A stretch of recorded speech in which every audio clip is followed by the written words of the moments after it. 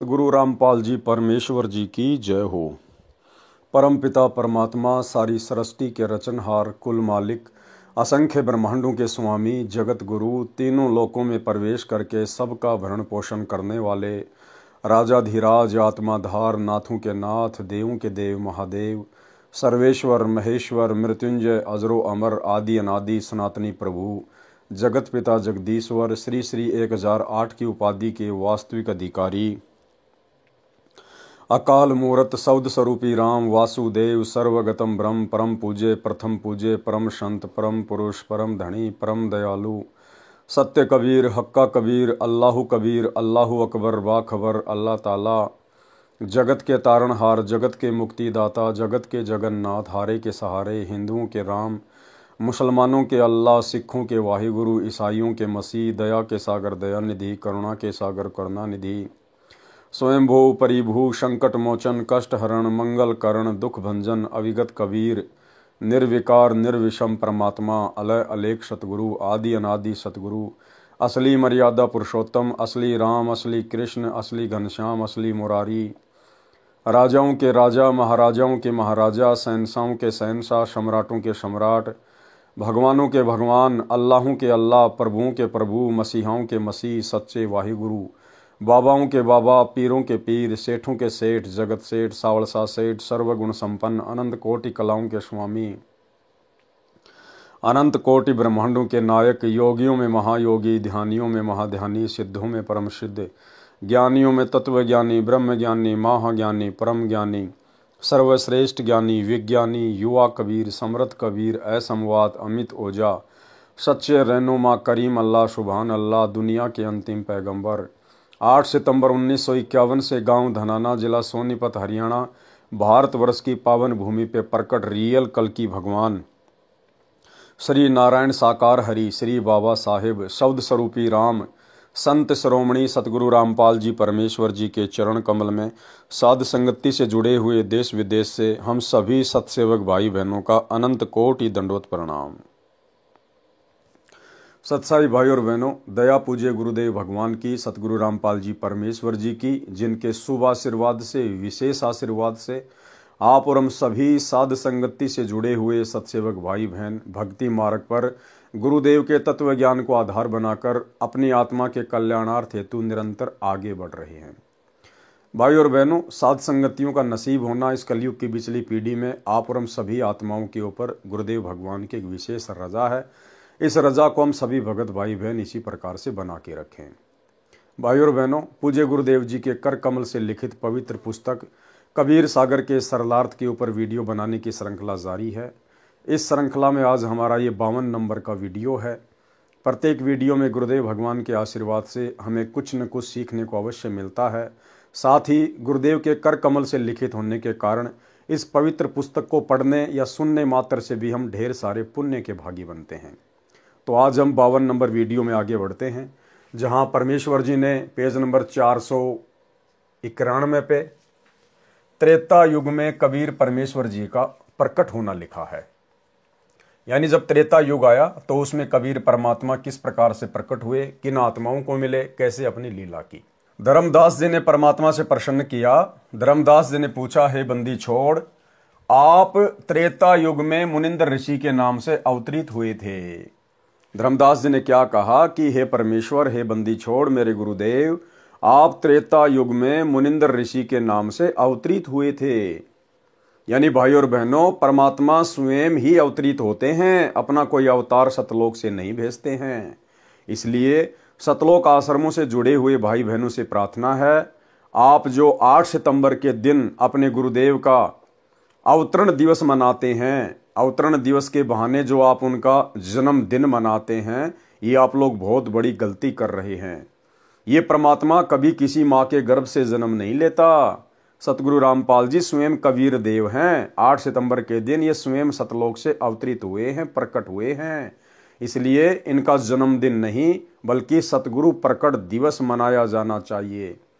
और यदि आपको इतना विश्वास हो जाए कि हमारे गुरुदेव स्वयं कबीर परमात्मा हैं, ये माँ के गर्भ से जन्म लेके नहीं आए, प्रकट हुए हैं, तो फिर आप लोगों ने जून के महीने में दाढ़ी मूछ वाले कबीर जी की समझे जाने वाली नकली फोटो को कबीर परमात्मा मानकर उनका कबीर प्रकट दिवस मनाना छोड़ देना चाहिए, अन्यथा आप जी दो नावों की सवारी करते हुए समझे जाएंगे। आप त्रेता युग में मुनिंदर ऋषि के नाम से अवतरित हुए थे। कृपया उस युग में किन किन पुण्यात्माओं ने आपकी शरण ग्रहण की? उत्तर दिया परमात्मा ने, हे धर्मदास, त्रेता युग में मैं मुनिंदर ऋषि के नाम से प्रकट हुआ। त्रेता युग में भी मैं एक शिशु रूप धारण करके कमल के फूल पर प्रकट हुआ था। एक दिन वेद विज्ञ नामक ऋषि तथा सूर्या नामक उसकी साध्वी पत्नी थी। वे प्रतिदिन सरोवर पर स्नान करने जाते थे। उनकी आयु आदि से अधिक हो चुकी थी। वह निसंतान दंपत्ति मुझे अपने साथ ले गए तथा संतान रूप में पालन किया। प्रत्येक युग में जिस समय मैं एक पूरे जीवन रहने की लीला करने आता हूँ, मेरी परवरिश कवारी गायों से होती है। बाल्यकाल से ही मैं तत्व ज्ञान की वाणी उच्चारण करता हूँ, जिस कारण से मुझे प्रसिद्ध कवि की उपाधि प्राप्त होती है। परंतु ज्ञानहीन ऋषियों द्वारा भ्रमित जनता मुझे न पहचानकर एक कवि की उपाधि प्रदान कर देती है। केवल मुझसे परिचित श्रद्धालु ही मुझे समझ पाते हैं तथा वे अपना कल्याण करवा लेते हैं। और आज से पहले भाई और बहनों, कोई भी साधु, कोई भी भगत, कोई भी संत इस कबीर परमेश्वर सतगुरु रामपाल जी को चारों युगों में नहीं जान पाया, नहीं पहचान पाया।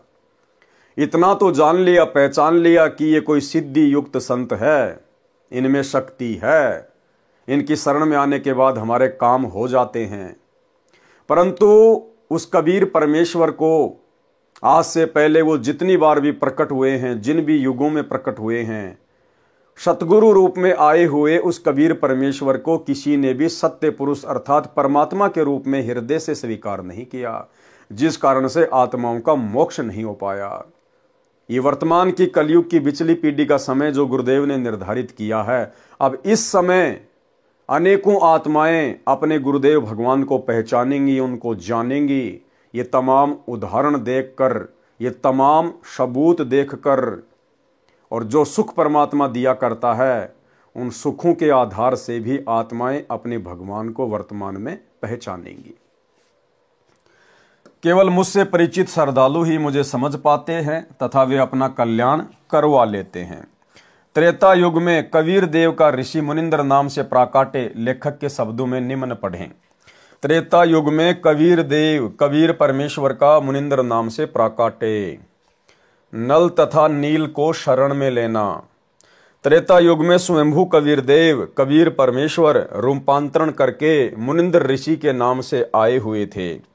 एक दिन अनल अर्थात नल तथा अनिल अर्थात नील ने मुनिंदर साहिब का सत्संग सुना। दोनों भगत आपस में मौसी के पुत्र थे। माता पिता का देहांत हो चुका था। नल तथा नील दोनों शारीरिक व मानसिक रोग से अत्यधिक पीड़ित थे। सर्व ऋषियों व संतों से कष्ट निवारण की प्रार्थना कर चुके थे। सर्व ऋषियों व संतों ने बताया था कि यह आपका प्रारब्ध का पाप कर्म का दंड है, ये आपको भोगना ही पड़ेगा, इसका कोई समाधान नहीं है। दोनों दोस्त जीवन से निराश होकर मृत्यु की प्रतीक्षा कर रहे थे। सत्संग के उपरांत जो ही दोनों ने परमेश्वर कबीर देव कबीर परमेश्वर उर्फ मुनिंदर ऋषि जी के चरण छुए तथा परमेश्वर मुनिंदर जी ने सिर पर हाथ रखा तो दोनों का असाध्य रोग छू मंतर हो गया, अर्थात दोनों नल तथा नील स्वस्थ हो गए। भाई और बहनों, यही लीला सन 1994 से उसी कबीर परमेश्वर जी ने सतगुरु रूप में प्रकट होकर इस कलयुग की बिचली पीढ़ी में जो अपने यथार्थ 13वें कबीर पंथ का संचालन किया है, तो सन 1994 के बाद में ऐसे असाध्य रोगों को सतगुरु रामपाल जी परमेश्वर जी ने अपनी शक्ति से, अपने आशीर्वाद मात्र से तुरंत ठीक कर दिया, तुरंत चंगा कर दिया। यानी जो बात यहां पर लिखी जा रही है कि नल और नील के सर पर हाथ रखने मात्र से ही उनका रोग छूमंतर हो गया, ऐसे ऐसे ना जाने कितने रोग, नल और नील से भी असाध्य रोग सतगुरु रामपाल जी परमेश्वर जी ने वर्तमान में अपने आशीर्वाद मात्र से ठीक किए हैं। एक छोटा सा गुरुदेव का सत्संग, इस सत्संग को सुनकर आप भली भांति समझ जाएंगे कि वर्तमान में सतगुरु रूप में वही कबीर परमात्मा प्रकट है जिन्होंने आज से पहले इस प्रकार आशीर्वाद देकर भी आत्माओं के कष्ट निवारण किए थे। सुनिए सत्संग। आज भी हम आपको ऐसे ऐसे, यहाँ पर भी कई बहन है ऐसी जो पहले बहुत तंग रहती थी। एक तो बेबे है संतोष, खड़ी हुई है, एक भाई उठ उठ शर्माओ ना, एक भी इसकी बेबे का चित्र ले तो फिल्म वाला, ये देख इसको। या मकडोली बह रखी है, छोटी मकडोली, संतोष नाम से इस बेबे का। और ये इसका देवर है भक्त सुखबीर, ये यहाँ बैठा। इसका बड़ा भाई यानी संतोष का पति जो है फौज में भर्ती है। चित्र आ जाता फिर बंद कर दिया। तो ये लड़की 8-9 वर्ष से तकलीफ थी। बैठ जा बेटी। तो कुछ भी कहो, हम तो कर्मदंड कहते हैं। डॉक्टर बीमारी बता देते हैं, शाना ओपरा बता दे। तो जी क्या हुआ, इन्होंने सारा इलाज करवा लिया, एक नाम भी ले रखा था किसी दूसरे संत ने, और श्राद्ध का नाग तो अपने जनू आम चीज सहे, फिर दोख वीर, पूजा वीर, फलानी वीर, दकड़ी भी, वो सारी। आखिर में कौन सा मेरठ में था, कहां से इलाज चल रहा था इनका, यूपी में, सहारनपुर से और देते हैं, सहारनपुर से इलाज चल रहा था इस लड़की का। तो इसकी सुखबीर की बहन रामरती नाम साड़ जी शीतल नगर में ब्याह रखी। और वह रामरती एक दिन इस बहन श्यावत्री है शीतल नगर में, या हमारी बहन सेविका, इसके पास आ गई। कोई वो लेखा जोखा करते हैं, अंडा करें, सरकारी उनकी ड्यूटी लग जाती है। तो इसने उसको समझा दिया, बेबे बैठ जा, चाह पानी पियो पहलाता है। फिर कबीर साहब के बारे में इस श्यावत्री ने, एक तो कमला यहीं आ रही हो मेरे ख्याल में, एक राम हुआ बैठी है, ये दोनों बाण अपनी सरकारी नौकरी पे थी, इनकी ड्यूटी लाग रही थी, वे गणना की खातर कोई आंकड़े इकट्ठे करने थे। यह श्यावत्री के पास पहुंच गई। इसने पहला दिन तक चाह पानी पियाई, बेबे तुम बैठ जाओ, फिर पाछा की लिखा लिखाई करियो। फिर ये चित्र देखे कबीर साहब के, ये पूछने लगी। इसने सारी महिमा बताई, बंदी छोड़ गई। रामरती ने अरे नाम ले लिया कमला ने। रामरती ने फिर अपने भाई जगवीर को बता, जगवीर नाम से, कि भाई तो कितना ले जा, मेरी भाभी ने एक बार महाराज यहाँ करा ले। जगवीर ने बोला, बेबे इब तो इलाज करवा रखा वहां से और वहीं दिखाऊंगा। इन्हें बोली रे इलाज करवा रखा, की ने दुख पा रही है, 19-21 का इसका आराम नहीं, तू एक बार ले आ। तो हम गए हुए थे उस समय चंडीगढ़ एक पार्ट, या Gulab Singh DC deputy commissioner जो होते थे ना, डिप्टी कमिश्नर गुलाब सिंह, वो डायरेक्टर थे वहां पर लोकल बॉडीज के चंडीगढ़। वो हमारे सेवक हैं, उन्होंने नाम ले रखा है, बड़ी पुण्य आत्मा है। अगर उसका उदाहरण आप देख लो, निशा देवता इंसान हमने नहीं देखा, इतनी नम्र आत्मा, कोई उसमें छल कपट नहीं। तो वहां हम पाठ करने गए जी। हमने आना था 12 तारीख को, हम आए 13 तारीख को, लेट हो गए थोड़े। तो इन्होंने पता था कि 12 महाराज जी ने आना है कुटिया में, तो ये 11 शाम ने पहुंच गए। और या बेहोश पड़ी उड़े या संतोष, हम 12 ना या 12 ने भी उम्र, जगबीर भी उम्र है इसके साथ, वो फौज में है। वहां पर हाल बना था हमारा एक सत्संग का। हम 13 न पहुंचे इस समय, अगस्त का महीना। तो न्यू बोले जी एक बेबे आ रही है, बहुत घनी बीमार से। बाबा बीमार का के मतलब, हमारे दौरान को डॉक्टर ना वैद नहीं, ये बीमार है, बीमार आने लगे को अच्छे ढंग का नाम लेने आता नहीं। अपने मन में संकल्प कर रहा मैं, इतने में इसको कुटिया में ठाक है, वो जगबीर एक दिन और पकड़ कर मेरे पास ले आया।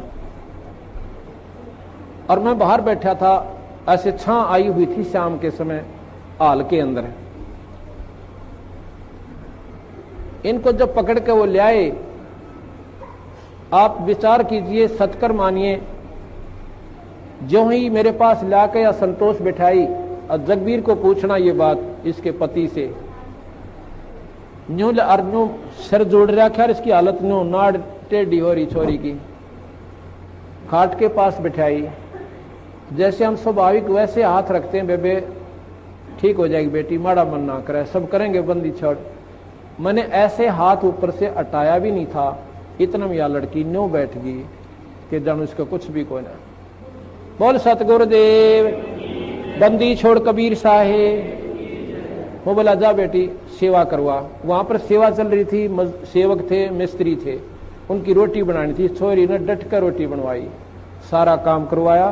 अगले दिन सारा काम करवाया। अगले दिन ये दिन के 11 बजे नाम लेकर और जब घर न आए, फिर हमने कहा एक पाठ करवाओ बंदी छोड़ की वाणी का, ये धर्म का काम हो से। तो जिस दिन ये पाठ प्रकाश हुआ इनका, मैं जाता हूं पिछले दिन, जिस दिन पाठ प्रकाश हुआ इसका फिर गड़बड़ होगी एक बवाई और या दर्द पड़ी और गिर के आप पाप बोला है। मैं गया जो बताई ना सुखबीर नरेंद्र की मार ने, और सारे पड़ोसी उड़ोसी वो सारी इकट्ठी होगी। अब के बोल रहे हैं वो पत्तर इनके, एक तो बूढ़ा मर रहा था, ताऊ है दादा, रेक एक उसका लड़का छोटा सा उम्र का 12, 13, 14 साल की उम्र का, वो मर रहा है।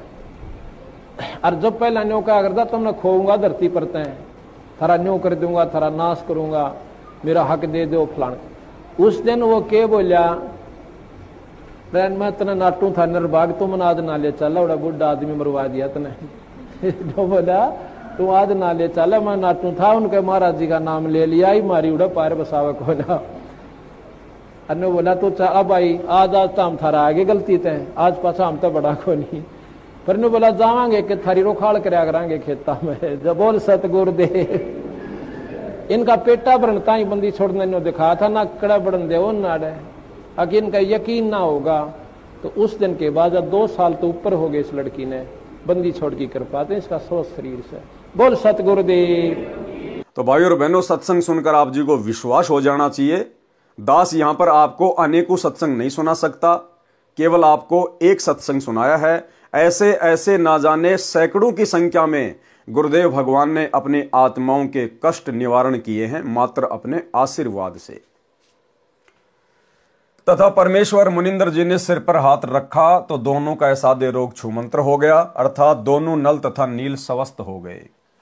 इस अद्भुत चमत्कार को देखकर प्रभु के चरणों में गिरकर घंटों रोते रहे तथा कहा, आज हमें प्रभु मिल गया। भाई और बहनों, नल और नील ने तो अपने परमात्मा को पहचान लिया था, परंतु वर्तमान कलयुग की बिचली पीढ़ी में आज भी आत्माएं अपने परमात्मा को नहीं पहचान पा रही हैं। ऐसे ऐसे असाध्य रोगों से छुटकारा प्राप्त करने के बावजूद भी अपने गुरुदेव भगवान को कबीर परमात्मा के रूप में नहीं पहचान पा रही हैं। और सतगुरु रामपाल जी अर्थात जिंदा कबीर परमात्मा के धरती पर प्रकट रहते सहते जून के महीने में कागज के टुकड़े को कबीर जी की समझे जाने वाली दाढ़ी मूछ वाली मुर्दा फोटो को कबीर भगवान मानकर जून के महीने में सतलोक आश्रमों में जा जाके उस मुर्दा फोटो का कबीर प्रकट दिवस मनाते हैं। ये बहुत बड़ी विडंबना है। इस अद्भुत चमत्कार को देखकर प्रभु के चरणों में गिरे, घंटों रोते रहे तथा कहा, आज हमें प्रभु मिल गया जिसकी हमें वर्षों से खोज थी। उससे प्रभावित होकर ऋषि मुनिंदर जी से नाम दीक्षा ले लिया। मुनिंदर साहिब जी के साथ ही सेवा में लगने लगे। पहले ऋषियों व संतों का समागम पानी की व्यवस्था देखकर नदी के किनारे होता था। नल और नील दोनों बहुत प्रभु प्रेमी तथा भोली आत्माएं थी। परमात्मा में श्रद्धा बहुत हो गई थी, सेवा बहुत किया करते थे। समागमों में रोगी व वृद्ध व विकलांग भक्तजन आते तो उनके कपड़े धोते तथा बर्तन साफ करते, उनके लोटे और गिलास साफ कर देते थे। परंतु थे भोले से दिमाग के, कपड़े धोने लग जाते तो सत्संग में जो प्रभु की कथा सुनी होती उसकी चर्चा करने लग जाते। देखो, गुरुदेव भगवान हमें सत्संग के माध्यम से ही शिक्षा देंगे कि हम भक्तों ने किस प्रकार से अपना जीवन जीना है, अपनी दैनिक जो क्रिया है उनको करना है। क्या कह रहे परमात्मा कि नल और नील जब भक्तों की सेवा के लिए जाते थे, उनके कपड़े वगैरह उनके बर्तन वगैरह साफ करने के लिए तालाब पर जाते थे, तो वो उनको पानी में भिगो के और फिर आपस में चर्चा करने लग जाते थे। और वो दोनों भगत जो चर्चा करते थे वो कोई जाट आरक्षण की चर्चा नहीं होती थी, राजपूत करणी सेना या आनंदपाल सिंह जैसे गैंगस्टरों की कोई ज्ञान चर्चा नहीं होती थी। हरियाणा के जाट भवन में कौन कौन सा फ्लोर बनवाएगा, गुरुजी का बड़ा लड़का कितने पैसा देगा, ये चर्चा नहीं होती थी। वहां चर्चा होती थी परमात्मा के ज्ञान की। वे दोनों आपस में बैठकर परमात्मा की महिमा करते थे। सत्संगों में गुरुदेव भगवान ने जो अमृत ज्ञान दिया होता था उसकी आपस में चर्चा करते थे कि आज गुरुदेव भगवान ने कैसा अमृत ज्ञान दिया है। आप और हम तो मरने ही वाले थे, लेकिन गुरुदेव ने तो आशीर्वाद मात्र से हम दोनों का असाध्य रोग ठीक कर दिया। भाई ये तो परमात्मा आए हुए हैं, भगवान आए हुए हैं। केवल इस प्रकार की चर्चा किया करते थे। और आज वर्तमान में कलयुग की बिचली पीढ़ी में यदि आप सतलोक आश्रमों में जाकर देखेंगे तो वहां पर ज्ञान चर्चा के नाम पे कुछ नहीं है, 0/0। वहां पे बहुत सारे भगत तो आपको कबीर जी का झोपड़ा देखते हुए मिलेंगे, उसकी सेल्फी लेते हुए मिलेंगे। कुछ भगत आपको लहर तारा तालाब के ऊपर घूमते हुए सेल्फी लेते हुए मिलेंगे। कुछ आपको मिट्टी के बैल वगैरह देखते हुए मिलेंगे। कुछ आपको मिट्टी के पहाड़ देखते हुए मिलेंगे। कुछ आपको भंडारे में केवल लड्डू जलेबी बर्फी की ही चर्चा करते हुए मिलेंगे। कोई ज्ञान चर्चा नहीं, कोई साध संगति नहीं, कोई गुरु की महिमा नहीं। तो भाई और बहनों, आज आप और हम कहां खड़े हैं? कलयुग की बिचली पीढ़ी में लाके परमात्मा ने बैठा दिया। इस जुबान से अगर कुछ निकले तो केवल परमात्मा की महिमा निकले। और सेवा के नाम पे क्या है? दास आज सोशल मीडिया पर एक वीडियो देख रहा था। वर्तमान में सतलोक आश्रम मैनेजमेंट हरियाणा ने सतलोक आश्रमों से जुड़ी हुई माता बहनाओं को क्या सेवा दे रखी है पता आपको? बहुत जबरदस्त सेवा। माता बहनों को पंपलेट बना के दे रखे हैं। इन सतलोक आश्रम वालों का कोई यूट्यूब पर चैनल है, सा न्यूज चैनल। उस सा न्यूज चैनल पर ये लोग दिन रात दुनिया भर की खबरें डालते रहते हैं। वहां पर बस एक्सीडेंट हो गई, वहां पर ज्यादा बर्फ गिर गई, वहां पर चोरी हो गई। जैसे ये दुनिया भर के टीवी चैनल जिस प्रकार से न्यूज दिखाते हैं, इस प्रकार से इन सतलोक आश्रम वालों ने सा न्यूज चैनल के नाम से एक यूट्यूब पर चैनल बनाया है। और इनका एक ही काम है, दुनिया भर की फालतू की दुनियादारी की न्यूज वगैरह उस पर डालते रहना। उस सा न्यूज चैनल को माता बहनों के माध्यम से उनको पोस्टर बना बना के दिए जाते हैं और जगत में भेज दिया जाता है, शहर में भेज दिया जाता है कि आप जाओ और लोगों को पकड़ पकड़ के आप उनसे चैनल को सब्सक्राइब करवाओ। आप उनको ये पंपलेट दिखाओ कि देखो जी ये हमारे सतलोक आश्रम का न्यूज चैनल है, आप इसको सब्सक्राइब कर लीजिए। आपका मोबाइल निकालिए, आप QR कोड को स्कैन कीजिए। एक छोटा सा वीडियो आप भाई बहन देख लीजिएगा, किस प्रकार से सेवा के नाम पर भगत समाज का अनमोल समय और समय से बर्बाद कर रहे हैं। देखिए। काल करे सो हाल ही कर ले, फिर मिले ना साथा। 84 में जाए पड़ोगे, भुगतोगे दिन राता। गुरु समान नहीं दाता रे जग में, गुरु समान नहीं दाता, गुरु समान नहीं सब। तो भाई और बहनों, वीडियो आपने देख लिया होगा। ये सेवा चल रही है वर्तमान में सतलोक आश्रम मैनेजमेंट हरियाणा में। और धिक्कार है उन माता बहनों को जो अपनी थोड़ी बहुत भी बुद्धि का इस्तेमाल नहीं कर रही। अरे घर बैठ के परमात्मा के सत्संग सुनो, अपना सुमरण करो। ये अपने फायदे के लिए आप लोगों को मोहरा बनाकर अपने यूट्यूब के चैनलों को सब्सक्राइब करवाते फिरते हैं। वो क्या सेवा है? क्या खाक सेवा है वो? तो भाई और बहनों, संगत में भी काल ने जरा सी बुद्धि नहीं छोड़ी है। उसकी चर्चा करने लग जाते। दोनों भगत प्रभु चर्चा में बहुत मस्त हो जाते और वस्तुएं दरिया के जल में कब डूब जाती उनको पता भी नहीं चलता। किसी की 4 वस्तु लेकर जाते तो 2 वस्तु वापस लाकर देते थे। भगत जन कहते कि भाई आप सेवा तो बहुत करते हो, परंतु हमारा तो बहुत काम बिगाड़ देते हो। अब ये खोई हुई वस्तुएं हम कहां से लेकर आएं? आप हमारी सेवा ही करना छोड़ दो, हम अपनी सेवा आप ही कर लेंगे। नल तथा नील दोनों रोने लग जाते थे कि हमारी सेवा न छीनो, अब की बार नहीं खोएंगे। परंतु फिर वही काम करते, प्रभु की चर्चा में लग जाते और वस्तुएं डूब जाती। भगत जनों ने मुनिंद्र जी से प्रार्थना की कि कृपया आप नल तथा नील को समझाओ। ये न तो मानते हैं और कहते हैं तो रोने लग जाते हैं। हमारी तो आदि भी वस्तुएं वापस नहीं लाते। बर्तन व वस्त्र धोते समय वे दोनों भगवान की चर्चा में मस्त हो जाते हैं और वस्तुएं डूब जाती है। मुनिंदर साहिब ने एक दो बार नल नील को समझाया, वे रोने लग जाते थे कि साहिब हमारी ये सेवा न छीनो।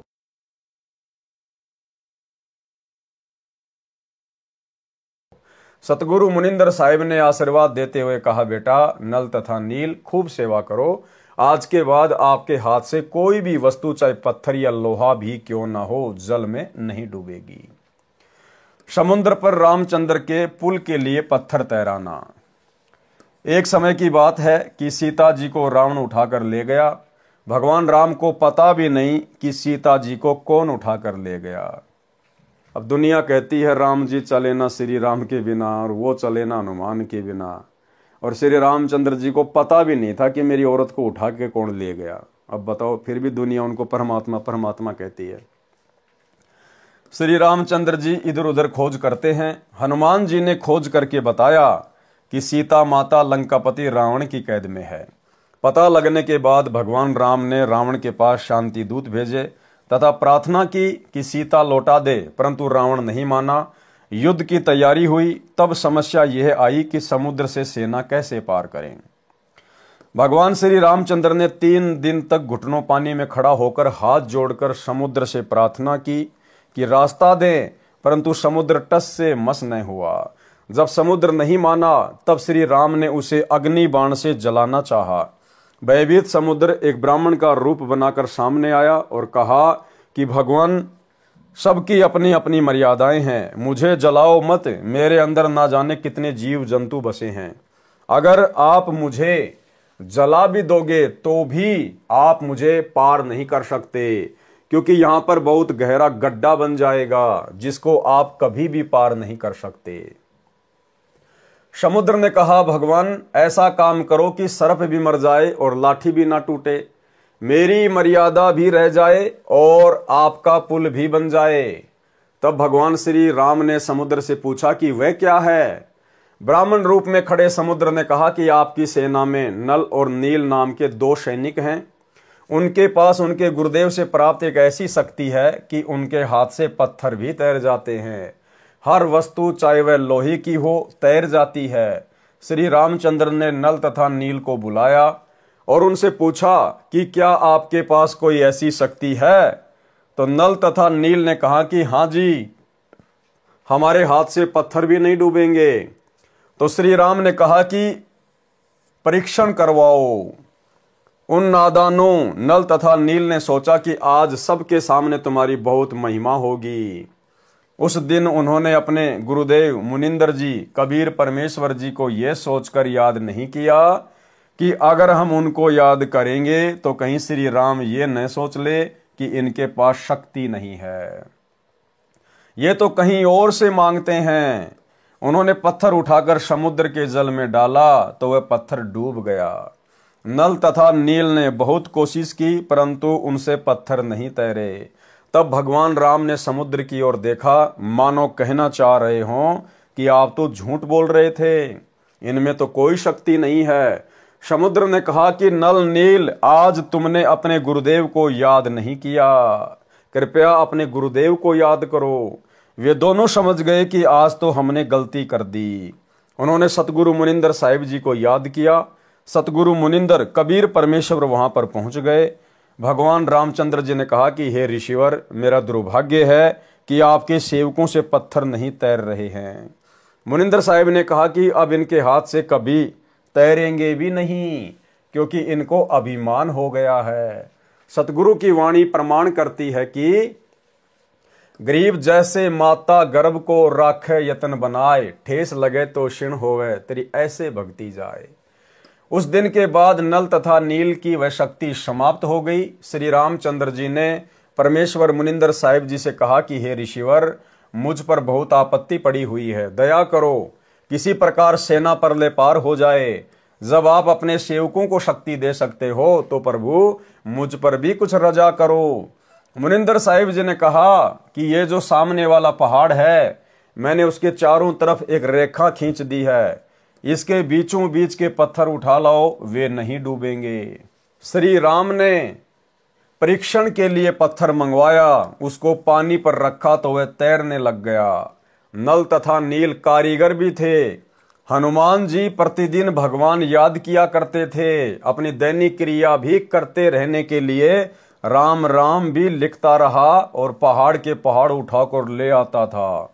नल नील उनको जोड़ तोड़ कर पुल में लगा देते थे। इस प्रकार पुल बना था। धर्मदास जी कहते हैं, रहे नल नील यतन कर हार, तब सतगुरु से करी पुकार, जासत रेखा लिखी अपार, सिंधु पर शिला तिराने वाले, धन धन सतगुरु सत्य कबीर, भगत की पीर मिटाने वाले। भाई और बहनों, ये जो कथाएं हैं, आज से पहले हम कबीर सागर के सरलार्थ में बहुत अच्छे से इनका जिक्र कर चुके हैं। उसके लिए आप जी ने अभी तक यदि पहले के वीडियो नहीं देखे हैं तो आपको वो देख लेने चाहिए। हम केवल इन कथाओं को गुरुदेव के कर कमल से लिखित होने के कारण पढ़ते चले जाएंगे।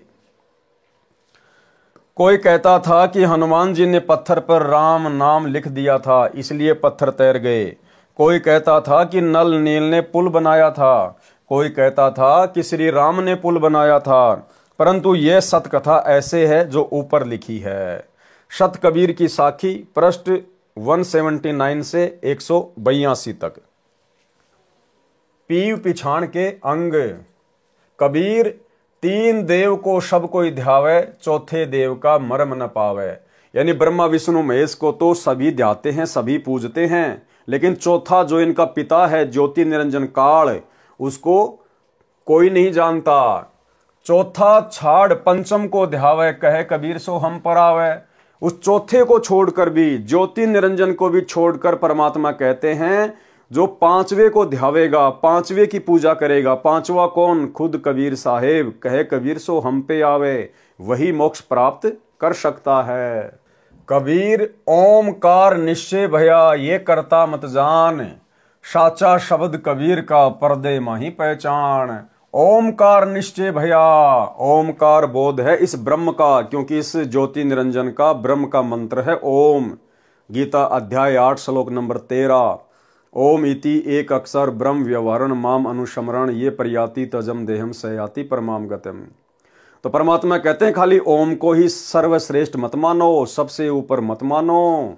ये ओम तो इस ज्योति निरंजन काल का मंत्र है। कबीर ओंकार निश्चय भैया, ये करता मत जान, साचा शब्द कबीर का पर्दे माही पहचान।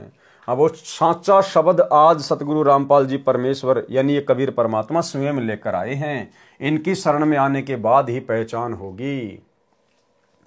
कबीर राम कृष्ण अवतार हैं, इनका ना ही संसार, और जिन साहिब संसार किया सो किन्हू न जन्या नार। कि जो श्री राम श्री कृष्ण हैं, आप केवल इन्हीं को भगवान मान के पूज रहे हो कि ये दुनिया इन्हीं ने बनाई है, संसार इन्हीं ने बनाया है। तो गुरुदेव भगवान कह रहे राम कृष्ण अवतार हैं, इनका ना ही संसार। ये तो सदा खुद भी नहीं रहते यहाँ पर।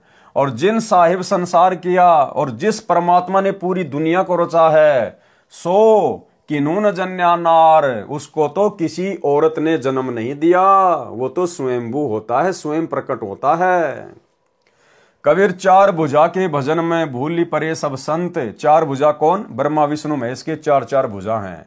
तो कहते हैं चार भुजा के भजन में भूली पड़े सब संत, कबीरा सुमरो तासों को जाके भुजा अनंत। परमात्मा अपने आप को छुपाते हुए कह रहे हैं कि भाई कबीर तो उस परमात्मा की पूजा करता है जिसकी अनंत बुझाएं हैं, अनंत। कबीर समुद्र पाट लंका गए, सीता को भरतार, ताही अगत से मुनि पी गयो, इनमें कौन करतार। कि आप खाली श्री रामचंद्र जी को इसी बात को लेकर भगवान मानते हो कि उन्होंने लंका पर जाने के लिए समुद्र के ऊपर जो है वो पुलिया बना दिया था। और यहां तो एक अगस्त्य नाम का मुनि था, ऋषि था, उसने तो एक घूंट में 7 समुद्रों को पी लिया था। ये कथा भी आप परम भगत भाई बहन अब अच्छे से जान गए हैं कि कबीर परमात्मा सतगुरु रामपाल जी जो कि त्रेता युग में मुनिंद्र ऋषि के नाम से आए हुए थे, उन्होंने अपनी शक्ति से उन पत्थरों को हल्का किया था, तब कहीं जाकर श्री रामचंद्र जी समुद्र पर पुलिया बना पाए थे। कबीर गिरवर धार्यो श्री कृष्ण जी, द्रोणागिरी हनुमंत, शेष नाग सब सृष्टि संहारी, इनमें कौन भगवंत।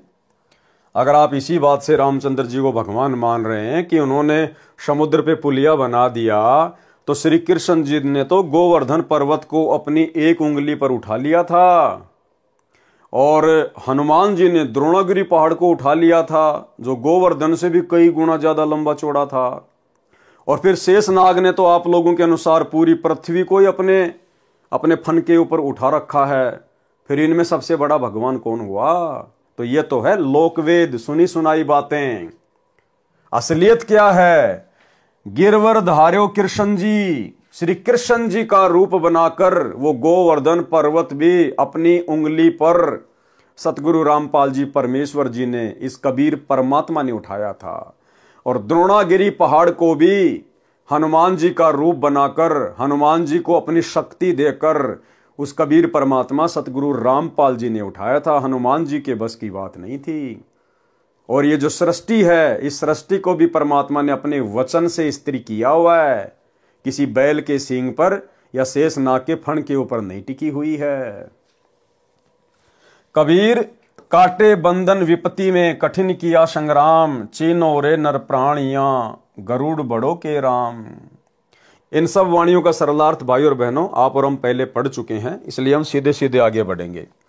कबीर कहे चित चेत हूं शब्द करो निर्वार, श्री राम ही करता कहत है भूली पर्यो संसार। कबीर जिन राम कृष्ण व निरंजन कियो, सो तो करता न्यार, अंधा ज्ञान न बूझ ही कहे कबीर विचार। कबीर परमेश्वर द्वारा विभीषण तथा मंदोदरी को शरण में लेना, यानी त्रेता युग में जब कबीर परमात्मा ऋषि मुनिंद्र जी के रूप में अवतरित हुए, प्रकट हुए, तो उन्होंने रावण की पत्नी मंदोदरी और रावण के छोटे भाई विभीषण को भी अपनी शरण में लिया था।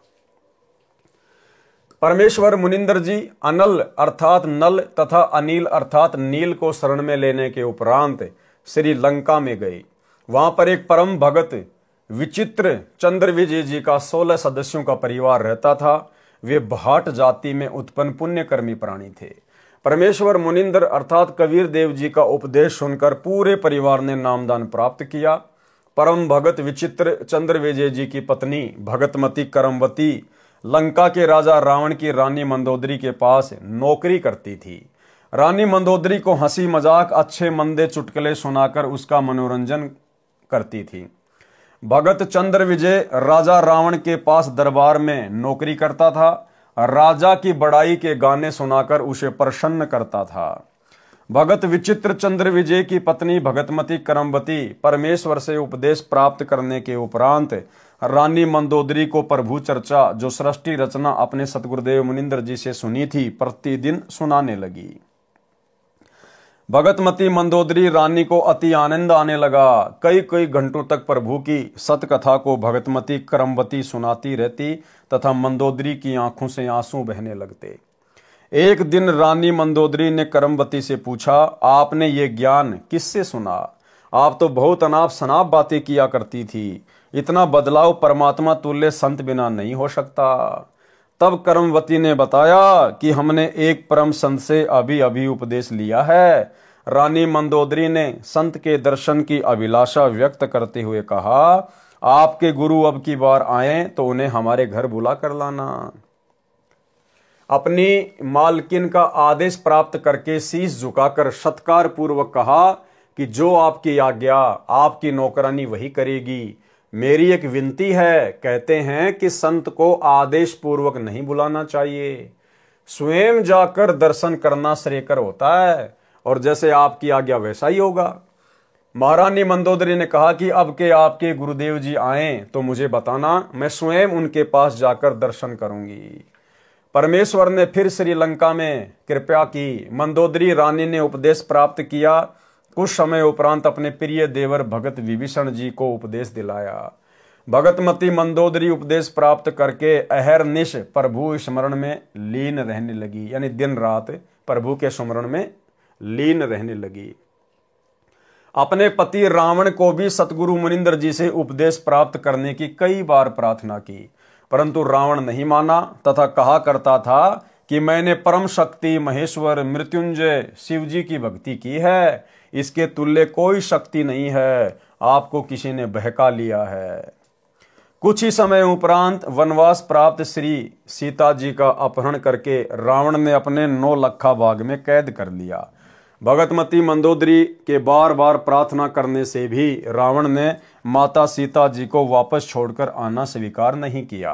तब भगतमती मंदोदरी जी ने अपने गुरुदेव मुनिंद्र जी से कहा, महाराज जी, मेरे पति ने किसी औरत का अपहरण कर लिया है, मुझसे सहन नहीं हो रहा है, वह उसे वापस छोड़कर आना किसी कीमत पर भी स्वीकार नहीं कर रहा है।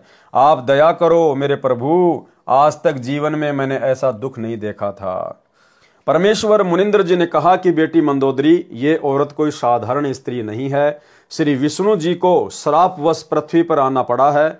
वे अयोध्या के राजा दशरथ के पुत्र रामचंद्र नाम से जन्मे हैं। इनको 14 वर्ष का वनवास प्राप्त है तथा लक्ष्मी जी स्वयं सीता के रूप में, इनकी पत्नी रूप में वनवास में श्री राम के साथ थी। उसे रावण एक साधु वेश बनाकर धोखा देकर उठा लाया है। ये स्वयं लक्ष्मी ही सीता जी है। इसे शीघ्र वापस करके क्षमा याचना करके अपने जीवन की भिक्षा याचना रावण करे तो इसी में इसका शुभ है। भगतमती मंदोदरी के अनेकों बार प्रार्थना करने से रावण नहीं माना तथा कहा कि वे 2 मस्खरे जंगल में घूमने वाले मेरा क्या बिगाड़ सकते हैं। मेरे पास अनिगणत सेना है। मेरे 1 लाख पुत्र तथा 1.25 लाख नाती हैं। मेरे पुत्र मेघनाथ ने स्वर्ग राज इंद्र को पराजित कर उसकी पुत्री से विवाह कर रखा है। 33 करोड़ देवताओं को हमने कैद कर रखा है। तू मुझे उन 2 बेसहारा वन में विचर रहे वनवासियों को भगवान बताकर डराना चाहती है। इस स्त्री को वापस नहीं करूंगा। मंदोदरी ने भक्ति मार्ग का ज्ञान जो अपने पूज्य गुरुदेव जी से सुना था, रावण को बहुत समझाया। विभीषण ने भी अपने बड़े भाई को समझाया। रावण ने अपने भाई विभीषण को पीटा तथा कहा कि तू ज्यादा श्री रामचंद्र का पक्षपात कर रहा है, उसी के पास चला जा। एक दिन भगतमती मंदोदरी ने अपने पूज्य गुरुदेव जी से प्रार्थना की कि हे गुरुदेव, मेरा सुहाग उजड़ रहा है, एक बार आप भी मेरे पति को समझा दो। यदि वह आपकी बात को नहीं मानेगा तो मुझे विधवा होने का दुख नहीं होगा। अपनी वचन की बेटी मंदोदरी की प्रार्थना स्वीकार करके राजा रावण के दरबार के समक्ष खड़े होकर परमेश्वर मुनिंद्र जी ने द्वारपालों से राजा रावण से मिलने की प्रार्थना की। द्वारपालों ने कहा, ऋषि जी, इस समय हमारे राजा जी अपना दरबार लगाए हुए हैं।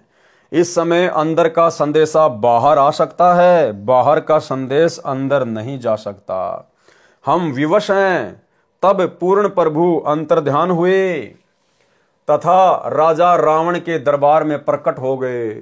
रावण की दृष्टि ऋषि पर गई तो गरज कर पूछा, इस ऋषि को मेरी आज्ञा के बिना किसने अंदर आने दिया?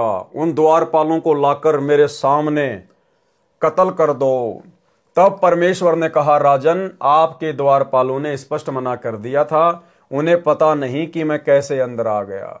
रावण ने पूछा कि तू अंदर कैसे आया? तब पूर्ण प्रभु मुनिंदर वेश में अदृश्य होकर पुनः प्रकट हो गए तथा कहा कि मैं ऐसे आ गया। रावण ने पूछा कि आने का कारण बताओ। तब प्रभु ने कहा कि आप योद्धा होकर एक अबला का अपहरण कर लाए हो। ये आपकी शान व सूरवीरता के विपरीत है। सीता कोई साधारण औरत नहीं है, ये स्वयं लक्ष्मी जी का अवतार है। श्री रामचंद्र जी जो इसके पति हैं, वे स्वयं विष्णु हैं। इसे वापस करके अपने जीवन की भिक्षा मांगो, इसी में आपका श्रेय है। इतना सुनकर तमोगुण भगवान शिव का उपासक रावण क्रोधित होकर नंगी तलवार लेकर सिंहासन से दहाड़ता हुआ कूदा तथा उस नादान प्राणी ने तलवार के अंधाधुंध 70 वार ऋषि जी को मारने के लिए किए। परमेश्वर मुनिंद्र जी ने एक झाड़ू की सीख हाथ में पकड़ी हुई थी, उसको ढाल की तरह आगे कर दिया। रावण ने 70 वार उस नाजुक सीख पर किए। ऐसे आवाज हुई जैसे लोहे के खंभे पिलर पर तलवार लग रही हो। सीख टस से मस नहीं हुई। रावण को पसीने आ गए, फिर भी अपने अहंकार वश नहीं माना। ये तो जान लिया कि ये कोई साधारण ऋषि नहीं है। रावण ने अभिमान वश कहा कि मैंने आपकी एक भी बात नहीं सुननी, आप जा सकते हैं। परमेश्वर अंतर्ध्यान हो गए तथा मंदोदरी को सर्व वृतांत सुनाकर प्रस्थान किया। रानी मंदोदरी ने कहा, गुरुदेव अब मुझे विधवा होने में कोई कष्ट नहीं होगा। श्री रामचंद्र व रावण का युद्ध हुआ, रावण का वध हुआ। जिस लंका के राज्य को रावण ने तमोगुण भगवान शिव की कठिन साधना करके 10 बार शीश न्योछावर करके प्राप्त किया था, वह क्षणिक सुख भी रावण का चला गया तथा नरक का भागी हुआ। इसके विपरीत पूर्ण परमात्मा के सतनाम साधक विभीषण को बिना कठिन साधना किए पूर्ण प्रभु की सत्य साधना व कृपा से लंका देश का राज्य भी प्राप्त हुआ। हजारों वर्षों तक विभीषण ने लंका का राज्य का सुख भोगा तथा प्रभु कृपा से राज्य में पूर्ण शांति रही। सभी राक्षस वृत्ति के व्यक्ति विनाश को प्राप्त हो चुके थे। भगतमती मंदोदरी तथा भगत विभीषण तथा परम भगत चंद्र विजय जी के परिवार के पूरे 16 सदस्य तथा अन्य जिन्होंने पूर्ण परमेश्वर का उपदेश प्राप्त करके आजीवन मर्यादा वक्त सत्य भक्ति की, वे सर्व साधक यहाँ पृथ्वी पर भी सुखी रहे तथा अंत समय में परमेश्वर के विमान में बैठकर शतलोक शाश्वत स्थानम में चले गए। भाइयों और बहनों, यहाँ गुरुदेव भगवान को लिखना पड़ता है, लेकिन असलियत यह है कि मंदोदरी और विभीषण अभी तक पार नहीं हुए हैं, क्योंकि वो पार होने का समय नहीं था। उस समय परमात्मा ने किसी को शतनाम भी नहीं देना था। केवल प्रथम मंत्र के बीच के 5-5 मंत्र या अकेला ओम मंत्र या किसी को सोहम मंत्र। उस समय केवल परमात्मा उन आत्माओं को भक्ति से चार्ज कर रहे थे ताकि ये आत्माएं कलयुग की पिछली पीढ़ी तक मनुष्य जन्म प्राप्त करती हुई आ जाएं। विभीषण और मंदोदरी को अंतकाल में शरीर छूटने के बाद गुरुदेव भगवान ने अपने एक सत्संग में बताया कि परमात्मा ने उनको स्वर्ग में भेज दिया था। उन्होंने भक्ति अवश्य मुनिंद्र ऋषि जी से प्राप्त कर ली थी, लेकिन आस्था उनकी भगवान विष्णु में थी। इसलिए परमेश्वर ने अंतकाल में उनको स्वर्ग में भेज दिया। सुनिए सत्संग। कहते हैं विभीषण का भाग बहुत अच्छा था, उसमें दास भाव आया। रावण में वो नहीं था, जिसके कारण ना तो लंका रही, ना राज रहा और नरक मिला। और विभीषण के अंदर आधीनी थी, भगवान की भक्ति करता था और आधीनी करता था। उसको वो लंका मिली जिसको रावण चाहता था जीरो जान से, और साथ में परमात्मा प्राप्ति हुई, स्वर्ग प्राप्ति हुई। तो भाइयों और बहनों, आप और हमने ज्ञान आधार से इन बातों पर निष्कर्ष निकालकर आगे बढ़ना होगा। पार होने का फाइनल टाइम तो अब है, वर्तमान का समय। अब परमेश्वर उन सभी आत्माओं को घुमा फिरा के मनुष्य जन्म देंगे, और यदि वे अंत काल तक मर्यादा में रह के भक्ति करते रहेंगे तो ही सतलोक जा पाएंगे। इसलिए पवित्र गीता अध्याय 7 मंत्र 12 से 15 में कहा है कि तीनों गुणों रजगुण ब्रह्मा जी, सतगुण विष्णु जी, तमगुण शिव जी की साधना से मिलने वाली क्षणिक सुविधाओं के द्वारा जिनका ज्ञान हरा जा चुका है, वे राक्षस स्वभाव वाले, मनुष्यों में नीच दुष्कर्म करने वाले मूर्ख मुझकाल ब्रह्म को भी नहीं बसते। फिर गीता अध्याय 7 मंत्र 18 में गीता बोलने वाला काल ब्रह्म प्रभु कह रहा है कि कोई एक उदार आत्मा मेरी ब्रह्म की ही साधना करता है, क्योंकि उनको तत्वदर्शी संत नहीं मिला। वे भी नेक आत्माएं मेरी अनुतमाम अति अश्रेष्ठ गतिम यानी गति में आश्रित रह गए, वे भी पूर्ण मुक्त नहीं हैं। इसलिए पवित्र गीता अध्याय 18 श्लोक 62 में कहा है कि हे अर्जुन, तू सर्व भाव से उस परमेश्वर पूर्ण परमात्मा अर्थात तत् ब्रह्म की शरण में जा, उसकी कृपा से ही तू परम शांति तथा शतलोक अर्थात सनातन परम धाम को प्राप्त होगा। इसलिए पुण्यात्माओं से निवेदन है कि आज इस दासन के भी दास रामपाल दास के पास पूर्ण परमात्मा प्राप्ति की वास्तविक विधि प्राप्त है, निःशुल्क उपदेश लेकर लाभ उठाएं। फिर धर्मदास जी ने प्रश्न किया, धर्मदास जी ने प्रश्न किया, हे प्रभु, कुछ श्रद्धालु भी श्री हनुमान जी की पूजा करते हैं, यह शास्त्र विरुद्ध है या अनुकूल? उत्तर दिया परमात्मा ने, कबीर देव ने कहा, हे धर्मदास, अर्जुन को काल ब्रह्म ने श्रीमद् भगवत गीता अध्याय 16 श्लोक 23-24 में कहा है कि हे अर्जुन, जो व्यक्ति शास्त्र विधि को त्याग कर अपनी इच्छा से मनमाना आचरण पूजा करता है, वह न सिद्धि को प्राप्त होता है, न परम गति को, न सुख को ही। गीता अध्याय 16 श्लोक 23, इससे तेरे लिए कर्तव्य अर्थात करने योग्य भक्ति कर्म तथा अकर्तव्य अर्थात न करने योग्य जो त्यागने योग्य कर्म है उनकी व्यवस्था में शास्त्र में लिखा उल्लेख ही प्रमाण है।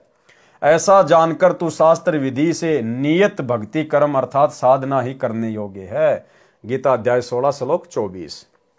हे धर्मदास जी, गीता अध्याय 7 श्लोक 12 से 15 व 20 से 23 तथा गीता अध्याय 9 श्लोक 20 से 23 तथा 25 में गीता ज्ञानदाता काल ब्रह्म ने तीनों देवताओं रजगुण ब्रह्मा, सतगुण विष्णु तथा तमगुण शिव जी की पूजा करना भी व्यर्थ कहा है। भूतों की पूजा, पितरों की पूजा व अन्य सर्व देवताओं की पूजा को भी अविधि पूर्वक शास्त्र विधि विरुद्ध बताया है। हनुमान तो राम भगत थे, वे स्वयं भी भक्ति करते थे तथा अन्य को भी श्री राम की भक्ति करने को ही कहते थे। यदि कोई भगत दूसरे भगत की पूजा करता है वह शास्त्र विधि विरुद्ध होने से व्यर्थ है। त्रेता युग में मैंने हनुमान को भी शरण में लिया था। फिर धर्मदास जी ने सवाल किया। धर्मदास जी ने प्रश्न किया, हे कबीर परमेश्वर, आपने तो मेरे आश्चर्य को अधिक बढ़ा दिया। श्री हनुमान जी को तो अपनी शक्ति तथा श्री राम की भक्ति पर अत्यधिक अभिमान था। हे दीनानाथ, आपने हनुमान जी की बुद्धि को कैसे बदला? मुझ किंकर पर कृपा करके बताइए। उत्तर कृपया पढ़े हनुमान बोध के सारांश में प्रश्न 235 पर, जो कि आप और भगत भाई बहन पहले इस विषय पर पूरा वीडियो बना चुके हैं। पूर्ण परमात्मा कबीर जी का द्वापर युग में प्रकट होना। फिर द्वापर युग में कबीर परमात्मा किस नाम से प्रकट हुए, किन किन आत्माओं को मिले, क्या क्या लीलाएं की परमात्मा ने। पूर्ण परमात्मा कबीर जी का द्वापर युग में प्रकट होना। प्रसन्न किया धर्मदास जी ने, हे परमेश्वर, अपने दास धर्मदास पर कृपया करके द्वापर युग में प्रकट होने की कथा सुनाएं जिससे तत्व ज्ञान प्राप्त हो। उत्तर दिया परमात्मा ने। कबीर परमेश्वर ने कहा, हे धर्मदास, द्वापर युग में भी मैं रामनगर नामक नगरी में एक सरोवर में कमल के फूल पर शिशु रूप में प्रकट हुआ। एक निसंतान वाल्मीकि कालू तथा उसकी पत्नी गोदावरी दंपत्ति अपने घर ले गए। एक ऋषि से मेरा नामकरण करवाया। उसने भगवान विष्णु की कृपा से प्राप्त होने के आधार से मेरा नाम करुणामय रखा। मैंने 25 दिन तक कोई आहार नहीं किया। मेरी पालक माता अति दुखी हुई। पिताजी भी कई साधु संतों के पास गए, मेरे ऊपर झाड़ फूंक भी कराई। वे विष्णु के पुजारी थे। उनको अति दुखी देखकर मैंने विष्णु को प्रेरणा दी। विष्णु भगवान एक ऋषि रूप में वहां आए तथा पिता कालू से कुशल मंगल पूछा। पिता कालू तथा माता गोदावरी कलयुग में सम्मन तथा नेकी रूप में दिल्ली में जन्मे थे। यानी भाइयों और बहनों, द्वापर युग में परमात्मा ने जिन आत्माओं को अपनी परवरिश के लिए निमित्त बनाया था, कालू तथा गोदावरी को, फिर कलयुग की प्रथम पीढ़ी में यानी 650 साल पहले जिस व्यक्ति ने, क्योंकि भगत तो नहीं बन पाया था वो अंत तक, जिस कालू नामक व्यक्ति ने परमात्मा के मुंह बोले पिता की भूमिका निभाई थी द्वापर युग में, वो कालू नाम का व्यक्ति 650 साल पहले बना सम्मन। और जो उसकी पत्नी थी गोदावरी, वो थी नेकी। यानी पुण्यात्माओं, हम आत्माओं का अनंत जन्मों का हिसाब किताब ये चलता हुआ आ रहा है। आज परमेश्वर ने उन सभी आत्माओं को कहां पर लाकर सेट कर दिया है। और आज वे सभी आत्माएं, वो कालू, वो गोदावरी, वो विद्याधर, वेदविग, सम्मन, नेकी, आज वो सभी आत्माएं वर्तमान की कलयुग की बिचली पीढ़ी में आई हुई हैं। और परमेश्वर ने उन आत्माओं को, अपनी विशेष आत्माओं को चुन चुन के साध संगति से जोड़ दिया है। साध संगति में जुड़े हुए भाई बहन परमेश्वर की उन विशेष आत्माओं में से हैं। पिता कालू तथा माता गोदावरी कलयुग में सम्मन तथा नेकी रूप में दिल्ली में जन्मे थे। उन्होंने अपना दुख ऋषि जी को बताया कि हमें वृद्ध अवस्था में एक पुत्र रत्न भगवान विष्णु की कृपा से सरोवर में कमल के फूल पर प्राप्त हुआ है। ये बच्चा 25 दिन से भूखा है, कुछ भी नहीं खाया है। अब इसका अंत निकट है। परमात्मा विष्णु ने हमें अपार खुशी प्रदान की है, अब उसे छीन रहे हैं। हम प्रार्थना करते हैं कि हे विष्णु भगवान, ये खिलौना देकर मत छीनो। हम अपराधियों से ऐसा क्या अपराध हो गया, इस बच्चे में हमारा इतना मोह हो गया है कि यदि इसकी मृत्यु हो गई तो हम भी दोनों उसी सरोवर में डूबकर मरेंगे जहां पर यह बालक हमें मिला था। ये धर्मदास, ऋषि रूप में उपस्थित विष्णु भगवान ने मेरी ओर देखा। मैं पालने में झूल रहा था। मेरे अति स्वस्थ शरीर को देखकर विष्णु भगवान आश्चर्यचकित हुए तथा बोले, हे कालू भगत, ये बच्चा तो पूर्ण रूप से स्वस्थ है। आप कह रहे हो ये कुछ भी आहार नहीं करता। ये बालक तो ऐसा स्वस्थ है जैसे एक शेर दूध प्रतिदिन पीता हो। ये नहीं मरने वाला। इतना कहकर विष्णु मेरे पास आया। मैंने विष्णु से बात की तथा कहा, हे विष्णु भगवान, आप मेरे माता पिता से कहो एक कुंवारी गाय लाएं। उस गाय को आप आशीर्वाद देना। वह कुंवारी गाय दूध देने लगेगी। उस गाय का दूध मैं पीऊंगा। मेरे द्वारा अपना परिचय जानकर विष्णु भगवान समझ गए ये कोई सिद्ध आत्मा है जिसने मुझे पहचान लिया है। मुझे ऋषि के साथ बातें करते हुए देख मेरे पालक माता पिता हैरान रह गए। अंदर ही अंदर खुशी की लहर दौड़ गई। ऋषि ने कहा, कालू, एक कुंवारी गाय लाओ, वह दूध देगी। उस दूध को ये होनहार बच्चा पिएगा। कालू पिता तुरंत एक गाय ले आया। भगवान विष्णु ने मेरी प्रार्थना पर उस कुंवारी गाय की कमर पर हाथ रख दिया। उसी समय उस गाय की बछिया के थनों से दूध की धार बहने लगी तथा वह 3 सेर का पात्र भरने के पश्चात रुक गई। वह दूध मैंने पिया। अब भाई और बहनों, करे करावे साइया, मन में लहर उठा, दादू सिर दर जीव के आप बगल हो जा। सारी की सारी लीला कबीर परमात्मा स्वयं ही करते हैं। ये अनंत कोटि कलाओं के स्वामी है। ये एक ही समय में अनंत करोड़ पदम रूप धारण कर सकते हैं। वो जो ऋषि थे वो भी खुद कबीर परमात्मा ही थे। अरे भला, सारी सृष्टि का मालिक, सर्व सृष्टि को खिलाने पिलाने वाला और विष्णु के आशीर्वाद से दूध देने वाली गाय का दूध पिएगा क्या? और उस कुंवारी गाय में दूध कहां से आता है? गुरुदेव कहते हैं सतलोक से आता है। तो विष्णु भगवान की बेचारी की क्या औकात जो कुंवारी गाय के ऊपर थपकी मार दे और सतलोक से दूध आ जाए। ये सारा खेल परमात्मा स्वयं ही खेलता है, महिमा उनको दे देता है। मेरी तथा विष्णु जी की वार्ता की भाषा को कालू व गोदावरी समझ नहीं सके। वे मुझ 25 दिन के बालक को बोलते देखकर उस ऋषि रूप विष्णु का ही चमत्कार मान रहे थे तथा कुंवारी गाय द्वारा दूध देना भी उस ऋषि की कृपा जानकर दोनों ऋषि के चरणों में लिपट गए। मेरी पालक माता ने मुझे पालने से उठाया तथा उस ऋषि रूप में विराजमान विष्णु के चरणों में डाला। मैं जमीन पर नहीं गिरा। माता के हाथों से निकलकर जमीन से 4 फुट ऊपर हवा में पालने की तरह स्थिर हो गया। जब गोदावरी ने मुझे ऋषि के चरणों की ओर किया, भगवान विष्णु 3 कदम पीछे हट गए तथा बोले, माई, ये बालक परम शक्ति युक्त है, बड़ा होकर जनता का उपकार करेगा। इतना कहकर ऋषि रूपधारी विष्णु अपने लोक को चले दिए। मैं पुनः पालने में विराजमान हो गया। उस वाल्मीकि दंपति कालू तथा गोदावरी ने मेरा हवा में स्थित होना भी ऋषि का ही करिश्मा जाना। इस कारण से मुझे कोई अवतारी पुरुष नहीं समझ सके। मैं भी यही चाहता था कि ये मुझे एक साधारण बालक ही समझें, जिससे इनकी वृद्ध अवस्था का समय मेरे लालन पालन में बीत जाए।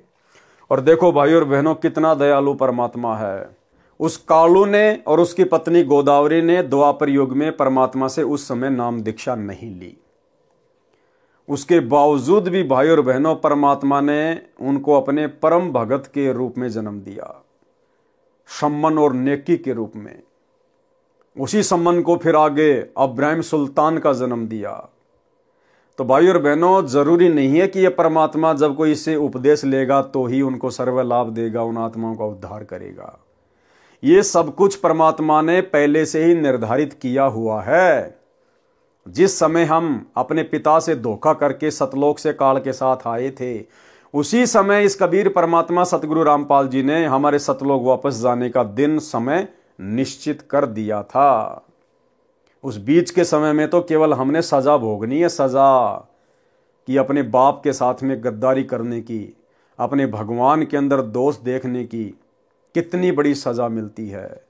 ये जो अनंत करोड़ युगों से आप और हम भाई बहन जो यहाँ पर करोड़ों बार 84 लाख योनियों के कष्ट, करोड़ों बार स्त्री और पुरुष बनकर हमने जो असहनीय पीड़ाएं झेली है, कष्ट सहे हैं, ये हम वो सजा भोग रहे हैं। अपने पिता से गद्दारी करने की। और जिस जिस आत्मा का वो समय पूरा हो जाएगा सजा का, परमेश्वर 100 बहाने बनाकर उस आत्मा को सतलोक में ले जाएंगे।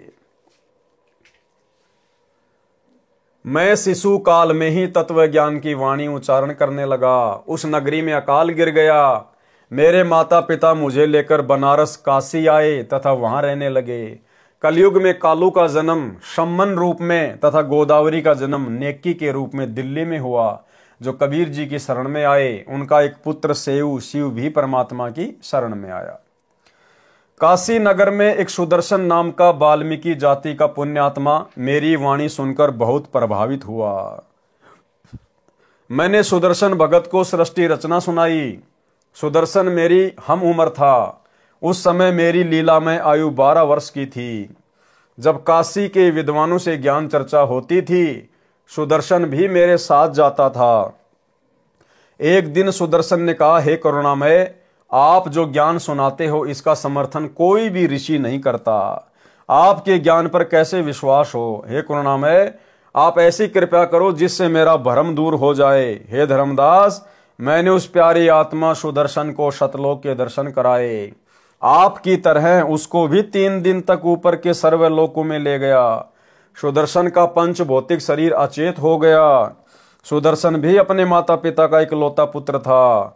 अपने इकलौते पुत्र को मृत तुल्य देखकर उसके माता पिता विलाप करने लगे तथा हमारे घर आकर मेरे माता पिता से झगड़ा करने लगे। कहा कि तुम्हारे करुण ने हमारे बच्चे को जादू जंत्र कर दिया, वह सेवड़ा है, हमारा पुत्र मर गया तो हम आपके विरुद्ध राजा को शिकायत करेंगे। मेरे माता पिता ने मेरे से उन्हीं के सामने पूछा, हे करुण, सच बता, तूने क्या कर दिया उस सुदर्शन को?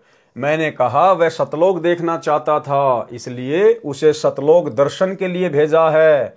शीघ्र ही लौट आएगा। कई वैद्य बुलाए, कई झाड़ फूक करने वाले बुलाए, कोई लाभ नहीं हुआ।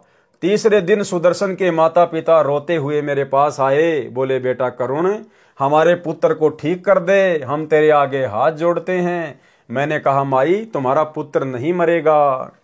मेरे परमेश्वर कबीर साहिब को अपने साथ अपने घर ले गए। मेरे माता पिता भी साथ गए। आसपास के व्यक्ति भी वहां उपस्थित थे। मैंने सुदर्शन के शीश को पकड़कर हिलाया तथा कहा, हे सुदर्शन, वापिस आ जा, तेरे माता पिता बहुत व्याकुल हैं।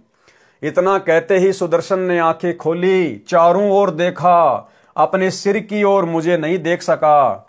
उठ बैठकर बोला, परमेश्वर करुणा में कहाँ है? रोने लगा, कहाँ गए परमेश्वर करुणा में? उपस्थित व्यक्तियों ने पूछा, क्या करुण को ढूंढ रहा है? देख, यहां बैठा है तेरे पीछे। मुझे देखते ही चरणों में शीश रखकर विलाप करने लगा तथा रोता हुआ बोला, हे काशी के रहने वालों, ये पूर्ण परमात्मा है। ये सर्व सृष्टि रचनहार अपने शहर में विराजमान है। आप इसे नहीं पहचान रहे। और भाई और बहनों, हम सभी सत्सेवक भाई बहन पिछले 8-10 वर्षों से चिल्ला चिल्ला कर वीडियो बना बना के, दुनिया तो खैर कहाँ समझेगी, हम अपने भगत भाई बहनों को समझाने का प्रयास कर रहे हैं। जो भगत भाई बहन सतलोक आश्रमों से जुड़े हुए हैं, वो भाई बहन भी आज अपने गुरुदेव को परमात्मा के रूप में नहीं मान रहे, नहीं पहचान रहे, नहीं समझ रहे। ये मेरे साथ ऊपर के लोक में गया। ऊपर के लोक में ये पूर्ण परमात्मा के रूप में एक सफेद गुंबद में विराजमान है। यही दोनों रूपों में लीला कर रहा है। सर्व व्यक्ति कहने लगे, इस कालू के पुत्र ने भिक्षु के पुत्र पर जादू कर दिया है, जिस कारण से इसका दिमाग चल गया है। इस करुण को ही परमात्मा कह रहा है, भला हो भगवान का भिक्षु का बेटा जीवित हो गया, नहीं तो बेचारों का कोई बुढ़ापे का सहारा ही नहीं था। ये कहकर सर्व अपने अपने घर चले गए। भिक्षु तथा उसकी पत्नी सुखवंती अपने पुत्र को जीवित देखकर अति प्रसन्न हुए। भगवान विष्णु का प्रसाद बनाया, पूरे मोहल्ले में बांटा गया। सुदर्शन ने मुझसे उपदेश लिया। अपने माता पिता भिक्षु तथा सुखी को भी मेरे से उपदेश लेने को कहा। दोनों ने बहुत विरोध किया तथा कहा, ये कालू का पुत्र पूर्ण परमात्मा नहीं है बेटा, इसने तेरे ऊपर जादू जंत्र करके मूर्ख बनाया हुआ है। भगवान विष्णु से बड़ा कोई नहीं है। सुदर्शन ने मुझसे कहा, है प्रभु कृपया मुझे अपनी शरण में रखना। मेरे माता पिता का कोई दोष नहीं है। सर्व मानव समाज इसी ज्ञान पर अटका है। जिस पर आपकी कृपा होगी केवल वही आपको जान व मान सकता है। जिस पर आपकी कृपा होगी केवल वही आपको जान व मान सकता है। तो भाई और बहनों, सत्कर्म मान लेना। इस कलयुग की बिचली पीढ़ी में केवल साध संगति से जुड़े हुए सत्सेवक भाई बहनों के ऊपर ही कबीर परमेश्वर सतगुरु रामपाल जी की असीम दया और कृपा हुई है। जो गुरुदेव ने हम सत्सेवकों से अपनी पहचान करवाई है, हम उनको पहचान गए हैं, जान गए हैं। अन्यथा शतलोक आश्रमों से जुड़े हुए भाई बहन केवल उन्हें अपना गुरु मानते हैं, केवल एक मानुष मानते हैं, मां के गर्भ से जन्म लेकर आया हुआ व्यक्ति। जिस पर आपकी कृपा होगी केवल वही आपको जान व मान सकता है। इस काल ब्रह्म ने तो पूरे विश्व ब्रह्मा विष्णु शिव सहित को भ्रमित किया हुआ है। हे धर्मदास, सुदर्शन भगत ने काल के जाल को समझकर सच्चे मन से मेरी भक्ति की तथा मेरा साक्षी बना कि पूर्ण परमात्मा कोई अन्य है जो ब्रह्मा विष्णु तथा शिव से भिन्न तथा अधिक शक्तिशाली है। हे धर्मदास, पांडवों की अश्वमेघ यज्ञ को जिस सुदर्शन द्वारा संपूर्ण की गई कथा आप सुनते हो, ये वही सुदर्शन वाल्मीकि मेरा शिष्य था। द्वापर युग में मैं 404 वर्ष तक करुणामय शरीर में लीला करता रहा तथा सह शरीर सतलोक चला गया। फिर धर्मदास जी ने प्रसन्न किया। धर्मदास ने प्रश्न किया, है प्रभु आपकी कृपा द्वापर युग में और किन किन पुण्यात्माओं पर हुई? उत्तर दिया गुरुदेव भगवान ने। कबीर परमेश्वर कबीर देव ने कहा, द्वापर युग में एक चंद्र विजय नामक राजा की रानी इंद्रमती को पार किया तथा राजा चंद्र विजय पर भी कृपा की। परमेश्वर कबीर जी द्वारा बताई रानी इंद्रमती को पार करने वाली कथा लेखक संत रामपाल दास जी महाराज के शब्दों में। द्वापर युग में इंद्रमती को शरण में लेना। द्वापर युग में चंद्र विजय नाम का एक राजा था। उसकी पत्नी इंद्रमती बहुत ही धार्मिक प्रवृत्ति की औरत थी। संत महात्माओं का बहुत आदर किया करती थी। उसने एक गुरुदेव भी बना रखा था। उनके गुरुदेव ने बताया था कि बेटी, साधु संतों की सेवा करनी चाहिए। संतों को भोजन खिलाने से बहुत लाभ होता है। एकादशी का व्रत, मंत्र के जाप आदि साधनाएं जो गुरुदेव ने बताई थी, उस भगवत भक्ति में रानी बहुत दृढ़ता से लगी हुई थी। गुरुदेव ने बताया था कि संतों को भोजन खिलाया करेगी तो तू आगे भी रानी बन जाएगी और तुझे स्वर्ग प्राप्ति होगी। रानी ने सोचा कि प्रतिदिन एक संत को भोजन अवश्य खिलाया करूंगी। उसने यह प्रतिज्ञा मन में ठान ली कि मैं खाना बाद में खाया करूंगी, पहले संत को खिलाया करूंगी। इससे मुझे याद बनी रहेगी, कहीं मुझे भूल ना पड़ जाए। रानी प्रतिदिन पहले एक संत को भोजन खिलाती, फिर स्वयं खाती। वर्षों तक ये क्रम चलता रहा। एक समय हरिद्वार में कुंभ के मेले का संयोग हुआ। जितने भी त्रिगुण माया के उपासक संत थे, यानी ब्रह्मा विष्णु महेश के जितने भी उपासक संत थे, सभी गंगा में स्नान के लिए पर भी लेने के लिए प्रस्थान कर गए। इस कारण से कई दिन रानी को भोजन कराने के लिए कोई संत नहीं मिला। रानी इंद्रमती ने स्वयं भी भोजन नहीं किया। चौथे दिन अपनी बांदी से कहा कि बांदी देख ले कोई संत मिल जाए तो, नहीं तो आज तेरी मालकिन जीवित नहीं रहेगी। चाहे मेरे प्राण निकल जाएं परंतु मैं खाना नहीं खाऊंगी। वह दीन दयाल कबीर परमेश्वर अपने पूर्व वाले भगत को शरण में लेने के लिए न जाने क्या कारण बना देता है। बांदे ने ऊपर अटारी पर चढ़कर देखा कि सामने से एक सफेद कपड़े पहने एक संत आ रहा था। द्वापर युग में परमेश्वर कबीर करुणामय नाम से आए थे। बांदी नीचे आई और रानी से कहा कि एक व्यक्ति है जो साधु जैसा नजर आता है। रानी ने कहा कि जल्दी से बुला ला। बांदी महल से बाहर गई तथा प्रार्थना की कि साहेब, आपको हमारी रानी ने याद किया है। करुणामय साहब ने कहा कि रानी ने मुझे क्यों याद किया है, मेरा और रानी का क्या संबंध है। नौकरानी ने सारी बात बताई। करुणामय कबीर साहिब ने कहा कि रानी को आवश्यकता पड़े तो यहां आ जाए, मैं यहां खड़ा हूं। तू बांदी और वो रानी मैं वहां जाऊं और यदि वह कह दे कि तुझे किसने बुलाया था, या उसका राजा ही कुछ कह दे, बेटी संतों का अनादर बहुत पापदायक होता है। बांदी फिर वापस आई और रानी से सब वार्ता कह सुनाई। तब रानी ने कहा कि बांदी मेरा हाथ पकड़ और चल। जाते ही रानी ने दंडवत प्रणाम करके प्रार्थना की कि हे परवरदिगार, चाहती तो ये हूं कि आपको कंधे पर बैठा लूं। करुणामय साहिब ने कहा, बेटी मैं यही देखना चाहता था कि तेरे में कोई श्रद्धा भी है या वैसे ही भूखी मर रही है। रानी ने अपने हाथों खाना बनाया। करुणामय रूप में आए कबीर देव ने कहा कि मैं खाना नहीं खाता, मेरा शरीर खाना खाने का नहीं है। तो रानी ने कहा कि मैं भी खाना नहीं खाऊंगी। करुणामय साहिब जी ने कहा कि ठीक है बेटी, लाओ खाना खाते हैं, क्योंकि समर्थ उसी को कहते हैं जो चाहे सो करे। करुणामय साहिब ने खाना खा लिया। फिर रानी ने पूछा कि जो ये तू साधना कर रही है, ये तेरे को किसने बताई है? रानी ने कहा कि मेरे गुरुदेव ने आदेश दिया है। कबीर साहिब ने पूछा, क्या आदेश दिया है तेरे गुरुदेव ने? इंद्रमती ने कहा कि विष्णु महेश की पूजा, एकादशी का व्रत, तीर्थ भ्रमण, देवी पूजा, श्राद्ध निकालना, मंदिर में जाना, संतों की सेवा करना। करुणाओं में कबीर साहिब ने कहा कि जो साधना तेरे गुरुदेव ने दी है, तेरे को जन्म और मृत्यु तथा स्वर्ग, नरक व 84 लाख योनियों के कष्ट से मुक्ति प्रदान नहीं कर सकती। रानी ने कहा कि महाराज जी, जितने भी संत हैं अपनी अपनी प्रभुता आप ही बनाने आते हैं, मेरे गुरुदेव के बारे में कुछ नहीं कहोगे, मैं चाहे मुक्त हूं या ना हूं। करुणा में कबीर साहिब ने सोचा कि इस भोले जीव को कैसे समझाएं। इन्होंने तो पूंछ पकड़ ली, उसको छोड़ ही नहीं सकते, मर सकते हैं। करुणा में साहिब ने कहा कि बेटी वैसे तो तेरी इच्छा है, मैं निंदा नहीं कर रहा। क्या मैंने आपके गुरुदेव को गाली दी है या कोई बुरा कहा है? मैं तो भक्ति मार्ग बता रहा हूं कि ये भक्ति शास्त्र विरुद्ध है, तुझे पार नहीं होने देगी और नहीं तेरा कोई आने वाला कर्म दंड कटेगा। और सुन ले, आज से तीसरे दिन तेरी मृत्यु हो जाएगी। न तेरा गुरु बचा सकेगा और न तेरी ये नकली साधना बचा सकेगी। जब मरने की बारी आती है फिर जीव को डर लगता है, वैसे तो नहीं मानता। रानी ने सोचा कि संत झूठ नहीं बोलते, कहीं ऐसा ना हो कि मैं तीसरे दिन ही मर जाऊं। इस डर से करुणामय साहिब से पूछा कि साहिब क्या मेरी जान बच सकती है?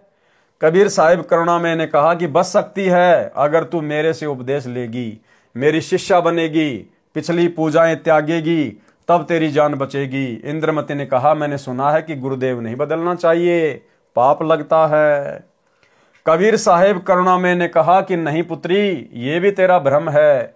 एक डॉक्टर से औषधि न लगे तो क्या दूसरे से नहीं लेते?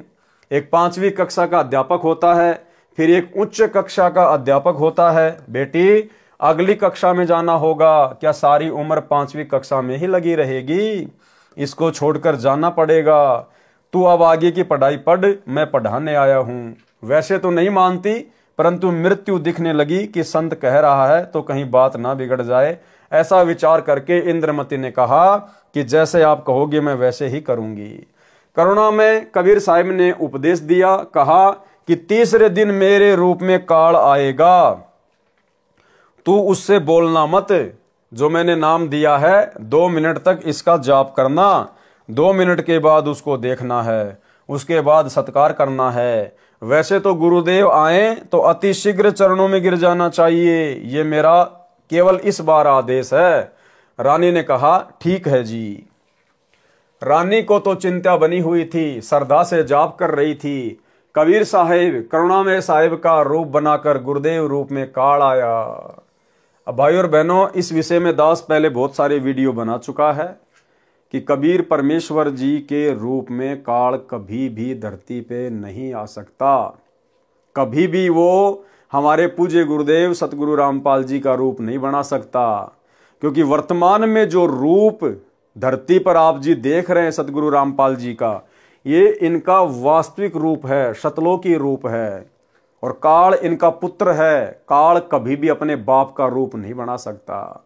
लेकिन आज से पहले परमात्मा जिन जिन रूपों में प्रकट हुए हैं, कभी अपने पुत्र जोगजीत के रूप में, कभी सहजदास के रूप में, कभी ज्ञानी के रूप में, इसलिए काल वो रूप बना सकता है, वो अपने भाई का रूप बना सकता है, क्योंकि काल ने जोगजीत का रूप धारण करने का वरदान ले रखा है। जब प्रथम बार कबीर परमात्मा काल की तपतशिला पर आए, काल के साथ में भेंट हुई, तो कबीर परमात्मा अपने पुत्र जोगजीत के रूप में आए थे। तो बहुत सारी वार्ता हुई, गुरुदेव ने हमें अनेकों बार बताई है। उनमें से एक वचन काल ने यह भी मांगा था कि हे परमात्मा, हे भाई, आप मुझे आज्ञा दो कि मैं आपका रूप बना सकूं। तो परमेश्वर ने कहा कि तथास्तु, आप मेरा रूप बना सकते हो। तो जो रूप परमात्मा काल के सामने बना के आते हैं अपने पुत्रों का, वो रूप काल बना सकता है, उसने वरदान मांग रखा है, लेकिन अपने बाप का रूप नहीं बना सकता। सुनिए छोटा सा सत्संग। अक्के वचन भर लो, वचन भर लिया, अकबर लिया भाई। न्यो बोला जी कि चारों युगों में, 3 युगा में जीव थोड़े ले जाना, सतयुग, त्रेता और द्वापर, और चौथा युग जब आवे कलयुग, कितने ले जाइयो। न्यो बोला वह बड़ी अड़ाई तन तया। अच्छा भाई कोई बात नहीं। दूसरा यह है कि मैं आपका रूप बना सकूं, मैंने ये आज्ञा दे दो। अग बना लिए, तेरे रूप तक की आंट लगेगी। मेरे अंश के पास जिस पास नाम होगा, तेरा रूप रह ही नहीं सकता उसके आगे। तो फिर और एक और कहा कि आप जब जाओ ना मृत मंडल में, तो एक जगन्नाथ के मंदिर को बनवाइयो, क्योंकि वो काल समुद्र नहीं बन देगा, मेरा अंश कृष्ण रूप में जाएगा, कृष्ण बौद्ध रूप में, और अपना मंदिर बनवाओगा, पर समुद्र नहीं बन देगा। बनवा दूंगा भाई। फिर कहते हैं कि त्रेता युग में समुद्र पर पुल बंधवाइयो। अच्छे पंगे पाए रहते थे। तो भाई और बहनों, वीडियो आपने सुना। जिस समय द्वापर युग में परमात्मा ने रानी इंद्रमती को अपनी शरण में लिया था, जिस रूप में वो गए थे, उस समय भाई और बहनों परमात्मा का रूप काल ने नहीं बनाया था। केवल इंद्रमती को डरा धमकाकर अपनी शरण में लेने के लिए सारा खेल परमात्मा ने खेला था। आवाज लगाई इंद्रमती, इंद्रमती। उसको तो पहले ही डर था, सुमरण करती रही, काल की तरफ नहीं देखा। 2 मिनट के बाद जब देखा तो काल का स्वरूप बदल गया। काल का ज्यों का त्यों चेहरा दिखाई देने लगा। करुणा में साहिब का स्वरूप नहीं रहा। जब काल ने देखा कि तेरा तो स्वरूप ही बदल गया, वह जान गया कि इसके पास कोई शक्ति युक्त मंत्र है। ये कहकर चला गया कि तुझे फिर देखूंगा। अब तो बच गई। रानी बहुत खुश हुई, फूली नहीं समाई। कभी अपनी बांदियों को कहने लगी कि मेरी मृत्यु होनी थी, मेरे गुरुदेव ने मुझे बचा लिया।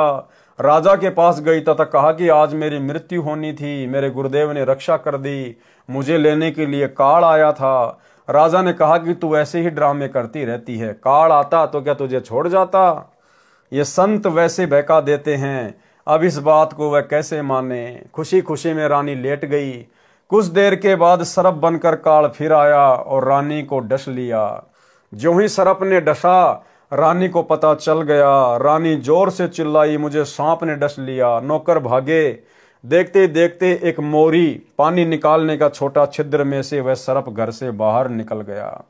अपने गुरुदेव को पुकार कर रानी बेहोश हो गई। करुणा में कबीर साहिब वहां प्रकट हो गए। लोगों को दिखाने के लिए मंत्र बोला। वे तो बिना मंत्र भी जीवित कर सकते हैं, किसी जंत्र मंत्र की आवश्यकता नहीं है। इंद्रमती को जीवित कर दिया। रानी ने बड़ा शुक्र मनाया कि हे बंदी छोड़, यदि आज आपकी शरण में नहीं होती तो मेरी मृत्यु हो जाती। भाई और बहनों, इस घटना को जन्म देकर ऐसी लीला करके परमात्मा ने इंद्रमती को भक्ति मार्ग पर दृढ़ कर दिया। साहिब ने कहा कि इंद्रमती, इस काल को मैं तेरे घर में घुसने भी नहीं देता और यह है तेरे ऊपर हमला भी नहीं करता, परंतु तुझे विश्वास नहीं होता। तू ये सोचती कि मेरे ऊपर कोई आपत्ति नहीं आनी थी, गुरुजी ने मुझे बहकाकर नाम दे दिया, इसलिए तेरे को थोड़ा सा झटका दिखाया है। क्या कह रहे परमात्मा? इसलिए तेरे को थोड़ा सा झटका दिखाया है। यानी परमेश्वर ने जानबूझकर काल का रूप बनाकर, सर्प का रूप बनाकर वो लीला की थी। नहीं तो बेटी तेरे को विश्वास नहीं होता। धर्मदास यहां घना अंधेरा, बिन परचे यानी शक्ति प्रदर्शन, जीव यम का चेहरा। तो परमेश्वर ने जानबूझकर शक्ति का प्रदर्शन किया था। अन्यथा अगर जोगजीत का भी रूप ये काल बनाएगा तो भाई और बहनों ये त्रिकुटी पे बनाएगा। त्रिकुटी से पहले ये कुछ नहीं करता, जीव को नहीं छेड़ता, ये त्रिकुटी पर रूप बनाएगा, वहां पे ठगेगा ये। कबीर साहिब करुणामय ने कहा कि अब जब मैं चाहूंगा तब तेरी मृत्यु होगी। गरीबदास जी कहते हैं कि गरीब काल डरे करतार से, जय जय जय जगदीश, जोरा जोरी झाड़ती पगरज डारे शीस। ये काल कबीर परमेश्वर से डरता है और ये मौत कबीर साहिब के जूते झाड़ती है, अर्थात नौकर तुल्य है। फिर उस धूल को अपने सिर पर लगाती है कि आप जिसको मारने का आदेश दोगे उसके पास जाऊंगी, नहीं मैं नहीं जाऊंगी। अब बताओ ये मौत कितनी डरती है और ये काल कितना डरता है परमात्मा से, फिर भला ये परमात्मा का रूप कैसे बना लेगा।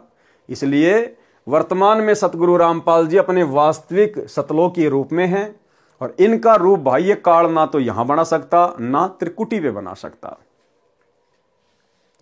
गरीब काल जो पीसना जोरा है पणिहार, ये दो असल मजूर हैं मेरे साहिब के दरबार।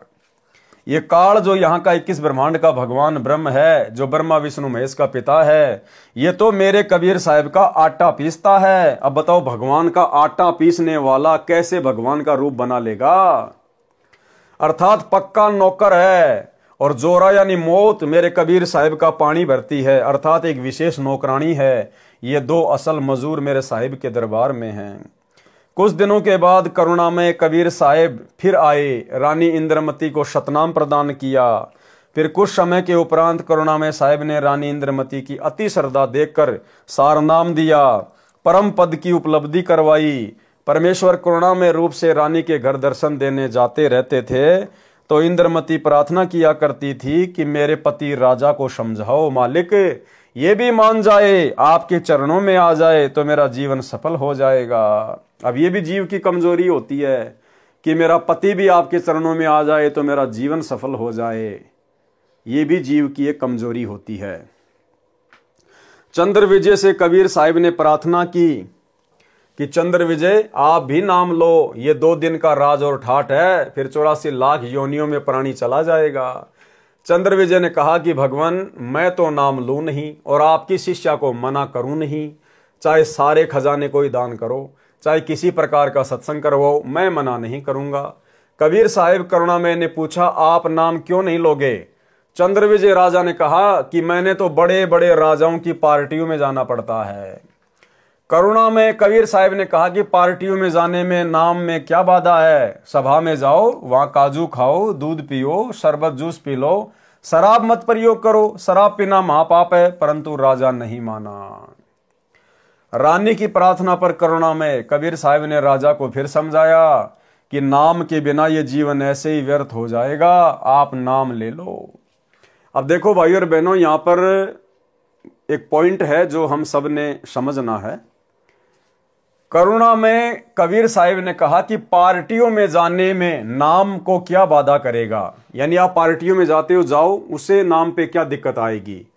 सभा में जाओ, वहां काजू खाओ, दूध पियो, शरबत जूस पियो, शराब मत पियो। तो कहीं कोई भाई ये सोच ले कि भाई हम भी पार्टियों में जा सकते हैं, हमने केवल वहां पर भंडारा तो नहीं खाना, जूस वास पी लेंगे, सादा भोजन कर लेंगे, बकवाद नहीं करेंगे। लेकिन भाई और बहनों, वर्तमान समय में ये बकवाद भी नहीं चलेगी। आप कहीं भी जॉब करते हैं, आपके बॉस के लड़के का जन्मदिन है, तो आप इस बात को आधार बना के कहीं पार्टी में चले जाओ कि भाई गुरुजी ने कह रखा है कबीर सागर के सरलार्थ में कि पार्टी में जाने से थोड़ी नाम खंड होता है। भाई और बहनों, वर्तमान में खंड होगा, वर्तमान में मर्यादा टूटेगी। वर्तमान में हमने ऐसी किसी पार्टी में नहीं जाना है ये सोचकर कि वहां पर सादा खाना खा लूंगा और कोई बकवाद नहीं करूंगा। ये वर्तमान में बिल्कुल भी नहीं चलेगा। वर्तमान में यदि आप किसी जन्मदिन की पार्टी में जाओगे या अन्य किसी फंक्शन में जाओगे तो उस भीड़ में भीड़ करने के कारण आपका समर्थन हो गया, आपका सहयोग हो गया। उस पार्टी में जाने मात्र से आपका सहयोग माना जाएगा और तुरंत आपकी मर्यादा खंडित होगी। अगर ज्ञान समझ में आ गया, भगवान समझ में आ गया, तो ऐसी बकवादों की तरफ तो हमने मुंह करके भी नहीं सोना, मुंह करके भी। हाँ, यदि आपके घर में ही यदि कोई जन्मदिन पार्टी मना रहा है, परमात्मा के ज्ञान को नहीं मानता है, तो घर छोड़ के तो हम जाएंगे नहीं। हमने उस दिन उनकी किसी भी फालतू की पूजा पाठ में, बकवादों में सहयोग नहीं करना। बाकी घर आए को खाना खिला सकते हैं, हम सेवा हम कर सकते हैं, लेकिन फालतू की पूजा पाठ या बकवाद में हमने कोई सहयोग नहीं करना है। रानी की प्रार्थना पर करुणामय कबीर साहब ने राजा को फिर समझाया कि नाम के बिना यह जीवन ऐसे ही व्यर्थ हो जाएगा, आप नाम ले लो। राजा ने फिर कहा कि गुरुजी, मुझे नाम के लिए मत कहना, आपकी शिष्या को मैं मना नहीं करूंगा, चाहे कितना ही दान करे, कितना ही सत्संग करवाए। साहिब ने कहा कि बेटी, इस 2 दिन के झूठे सुख को देखकर इसकी बुद्धि भ्रष्ट हो चुकी है। तू प्रभु के चरणों में लगी रहे, अपना आत्म कल्याण करवा। मृत्यु के उपरांत कोई किसी का पति नहीं, कोई किसी की पत्नी नहीं। 2 दिन का संबंध है, अपना कर्म बना बेटी। जब इंद्रमती 80 वर्ष की बूढ़ी हुई, कहां 40 साल की उम्र में मर जाना था। जब शरीर भी हिलने लगा, तब करुणामय कबीर साहिब बोले, अब बोल इंद्रमती, क्या चाहती है? चलना चाहती है सतलोक? इंद्रमती ने कहा कि प्रभु तैयार हूं, बिल्कुल तैयार हूं दाता। करुणामय साहिब ने कहा कि तेरे पोते या पोती या किसी अन्य सदस्य में कोई ममता तो नहीं है? रानी ने कहा, बिल्कुल नहीं साहेब, आपने ज्ञान ही ऐसा निर्मल दे दिया, इस गंदे लोक की क्या इच्छा करूं। कबीर साहिब करुणामय जी ने कहा कि चल बेटी। रानी प्राण त्याग गई। भाई और बहनों, आने वाले समय में इस सत भक्ति के प्रभाव से, मर्यादा में रहकर आजीवन भक्ति करने के प्रभाव से, आने वाले समय में आप और हम भगत भाई बहनों के भी इसी प्रकार से शरीर छूटेंगे। ना कोई बीमारी से, ना कोई रोग से, ना एक्सीडेंट से, ना लड़ाई झगड़े से। बिल्कुल जैसे पका हुआ आम जरा सी हवा लगते ही तुरंत टूट के नीचे गिर जाता है, इस प्रकार से भगत का शरीर छूटता है। लेकिन दुर्भाग्य, वर्तमान में सतलोक आश्रमों से जुड़े हुए भगत भाई बहनों की किस प्रकार से एक्सीडेंट में, लड़ाई झगड़ों में, फांसी खा खा के, कोरोना में, बीमारियों से अकाल मृत्यु हो रही है। आश्रमों में सेवा करते करते भगत लोग ट्रैक्टर के नीचे दब दब के मर रहे हैं, पानी के टैंकर में मर रहे हैं आश्रमों में। और फिर भी पीला पर्चा निकाल के भगत समाज को गुमराह कर दिया जाता है कि गुरुजी का आदेश आ गया, वो तो मेरा सैनिक था, वो तो सतलोक गया। जबकि परमात्मा क्या कह रहे हैं? ये मौत परमात्मा के हुक्म से चलती है कि हे परमेश्वर, आप जिसके पास जाने को कहोगे उसी के पास जाऊंगी, अन्यथा आपके भगत को हाथ भी नहीं लगाऊंगी। और भाई और बहनों, अगर भक्तों की मौत भी इसी प्रकार से भक्तिहीन जगत वाले लोगों की तरह एक्सीडेंट में या अन्य किसी बीमारी से तड़प तड़प के होगी, फिर एक भक्ति करने वाले भगत में और बकवाद करने वाले जगत के व्यक्ति में भला क्या अंतर हो गया? अगर जगत वालों की तरह ही भगत को मरना है तो एक छोटा सा सत्संग जिसमें गुरुदेव यही समझा रहे हैं कि मेरे भक्तों की मौत जगत वालों की तरह नहीं होगी। सुनिए सत्संग। परमात्मा कहते हैं, भाई कहाँ जन्मे कहाँ पाले पोसे और खूब लड़ाए लाडे, ना बेरा इस देह के कहाँ खंडेंगे हाडे, ना जर बेरा कित मारेगा काल। कबीर कहाँ गर्बियो ये काल गह करके से, ना बेरा कित मारेगा यो के घर के परदेश। कहते हैं के फूला फिर ऐसे छोटे से नकली सुख मान रहा तू, और काल जो है तेरे बाल पकड़ेगा। काल गह कर केश, कर माने हाथ, केस माने बाल, और ना बेरा कित मारेगा के घर के प्रदेश। अब आपने उस आंध्र प्रदेश के मुख्यमंत्री की स्थिति देखी, ने कहा रहे किसी जगह मारेगा काल की तो पानी पैनी अभी ना पावे, वहां पटका ठाक है 3 दिन मत नो बेरा पट्टा पड़ा कहाँ पर है। तो पुण्यात्माओं, बात ये नहीं कि वो मर गए इस तरीके से, लेकिन जो थोड़े से जिनको हम बड़े व्यक्ति मानते हैं उनकी दुर्गति होती दिखे ना, जब ये मन पापी ठीक ठिकाना आ जाता है। आम आदमी तो रोज मरा है, उसकी तो चिंता नहीं, मानते नहीं। इसे जो जिनको हम सुप्रीम पावर माना थे, मुख्यमंत्री बिरानी के पाड़ मानते थे हम बिना ज्ञान में, और उसकी के दुर्गति हुई। कहते हैं जो भक्ति नहीं करता उनके ये विराट माटी होंगी, और जो परमात्मा का नाम लेता है उनके साथ ऐसा नहीं होगा, ये गारंटीड बात है। अगर इतना भी अंतर नहीं है फिर भगवान की आवश्यकता ही समाप्त हो जाती है। ध्रुव, प्रहलाद, मीराबाई के इतिहास देख लो, मीराबाई को विष पिलाया गया था, विष भी अमृत बन गया उस परमात्मा की भक्ति और शक्ति से। इसलिए पुण्यात्माओं, आपको जो ये क्रिया कर रहे हैं आपको घनी काम आओगी। अब तो आपको ना इतना महसूस हो रहा है, लेकिन आने वाले समय में कहते हैं कल्पे कारण कौन है, कर सेवा भी काम, और मन इच्छा फल देऊंगा जो पड़े मेरे ते काम। आपका मित्र है मुख्यमंत्री, आपका मित्र है प्रधानमंत्री, आपका एक्सीडेंट हो जाता है, एक्सीडेंट में मृत्यु हो जाती है, वो नहीं बचा सकता, चाहे आपको कितना ही निकटतम है, वो स्वयं अपनी जान नहीं बचा सकता। तो वहाँ धनी का रोल शुरू हो जाता है, जहाँ परमात्मा का रोल शुरू होता है, जो ऐसे स्थान पर आपकी रक्षा करेगा।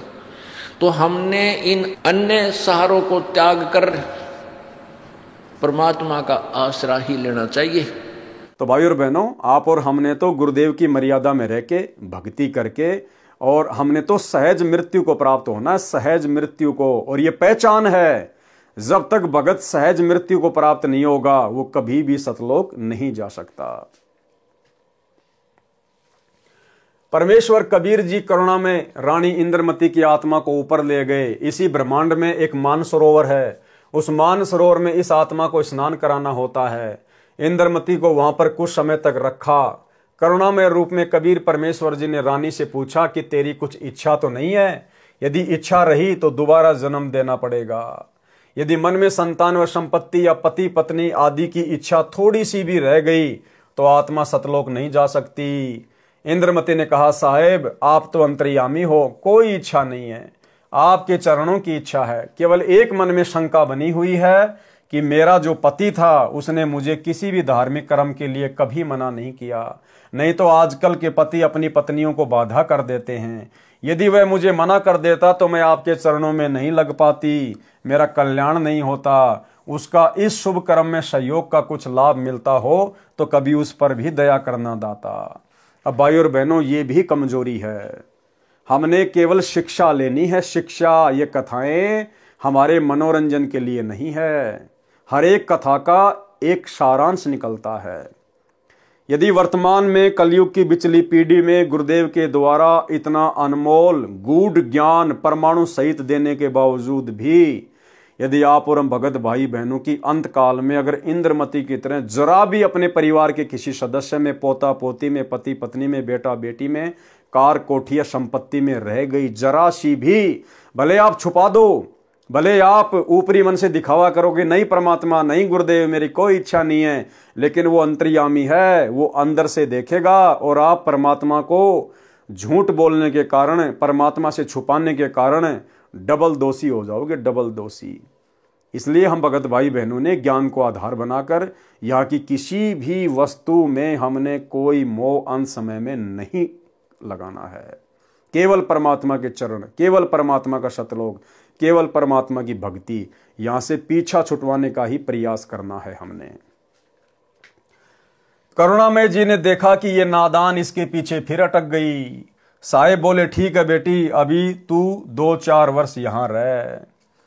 अब 2 वर्ष के बाद राजा भी मरने लगा, क्योंकि नाम ले नहीं रखा था। यम के दूत आए, राजा चौक में चक्कर खाकर गिर गया। यम के दूतों ने उसकी गर्दन को दबाया, राजा की टट्टी और पेशाब निकल गया। करुणा में कबीर परमेश्वर ने रानी को कहा कि देख तेरे राजा की क्या हालत हो रही है। वहां से कबीर परमेश्वर दिखा रहे हैं। तब रानी ने कहा कि देख लो दाता, यदि उसका भक्ति में सहयोग का कोई फल बनता हो तो दया कर लो। रानी को फिर भी थोड़ी सी ममता बनी थी। परमेश्वर कबीर करुणामय ने सोचा कि ये फिर कालजाल में फंसेगी। ये सोचकर मानसरोवर से वहां गए जहां राजा चंद्रविजय अपने महल में अचेत पड़ा था। यमदूत उसके प्राण निकाल रहे थे। कबीर परमेश्वर जी के आते ही यमदूत ऐसे आकाश में उड़ गए जैसे मुर्दे से गिद्ध उड़ जाते हैं। चंद्रविजय होश में आ गया। सामने करुणामय रूप में परमेश्वर कबीर जी खड़े थे। केवल चंद्रविजय को दिखाई दे रहे थे, किसी अन्य को दिखाई नहीं दे रहे थे। चंद्रविजय चरणों में गिरकर याचना करने लगा, मुझे क्षमा कर दो दाता, मेरी जान बचाओ, क्योंकि उसने देखा कि तेरी जान जाने वाली है। जब इस जीव की आंख खुलती है कि अब तो बात बिगड़ गई। राजा चंद्रविजय गिड़गिड़ाता हुआ बोला, मुझे क्षमा कर दो दाता, मेरी जान बचा लो मालिक। कबीर परमेश्वर ने कहा, राजा आज भी वही बात है, उस दिन भी वही बात थी। नाम लेना होगा। राजा ने कहा मैं नाम ले लूंगा जी, अभी ले लूंगा नाम। कबीर परमेश्वर ने नाम उपदेश दिया तथा कहा कि अब मैं तुझे 2 वर्ष की आयु दूंगा, यदि इसमें एक श्वास भी खाली चला गया तो फिर कर्म दंड रह जाएगा। कबीर जीवन तो थोड़ा ही भला, जय सत सुमरण होय, लाख बरस का जीवना लेख धरे न कोई। शुभ कर्म में सहयोग दिया हुआ पिछला कर्म और साथ में श्रद्धा से 2 वर्ष के सुमरण से तथा तीनों नाम प्राप्त करके कबीर साहिब चंद्र विजय को भी पार कर ले गए। बोलो सतगुरुदेव की जय। फिर धर्मदास जी ने प्रश्न किया। धर्मदास जी ने कहा, हे कबीर परमेश्वर, हमारे को तो ब्राह्मणों विद्वानों ने यही बताया था कि पांडवों की अश्वमेघ यज्ञ को श्री कृष्ण भगत सुदर्शन सुपच ने सफल की थी तथा भगवान कृष्ण जी ने गीता में कहा कि अर्जुन युद्ध कर, तुझे कोई पाप नहीं लगेगा। ये सर्व योद्धा मेरे द्वारा पहले से मार दिए गए हैं, तू निमित्त मात्र बन जा। कहीं तू युद्ध में मारा गया तो स्वर्ग जाएगा, यदि तू युद्ध में मारा गया तो स्वर्ग जाएगा, यदि युद्ध में जीत गया तो पृथ्वी के राज्य का सुख भोगेगा। उत्तर दिया कबीर परमात्मा ने।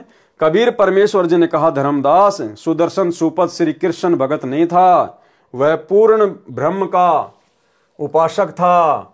सुन पांडवों के यज्ञ के संपूर्ण होने की कथा, कृपया निम्न पढ़े पाठक जन। परमेश्वर कबीर जी द्वारा बताया पांडव यज्ञ का प्रकरण, जो धर्मदास जी ने सप्तम वेद के पद्य भाग में लिखा है लेखक के शब्दों में। पांडवों की यज्ञ में सुपच सुदर्शन द्वारा शंख बजाना। अब भाई और बहनों, आज के वीडियो में हम केवल इतना ही लेंगे।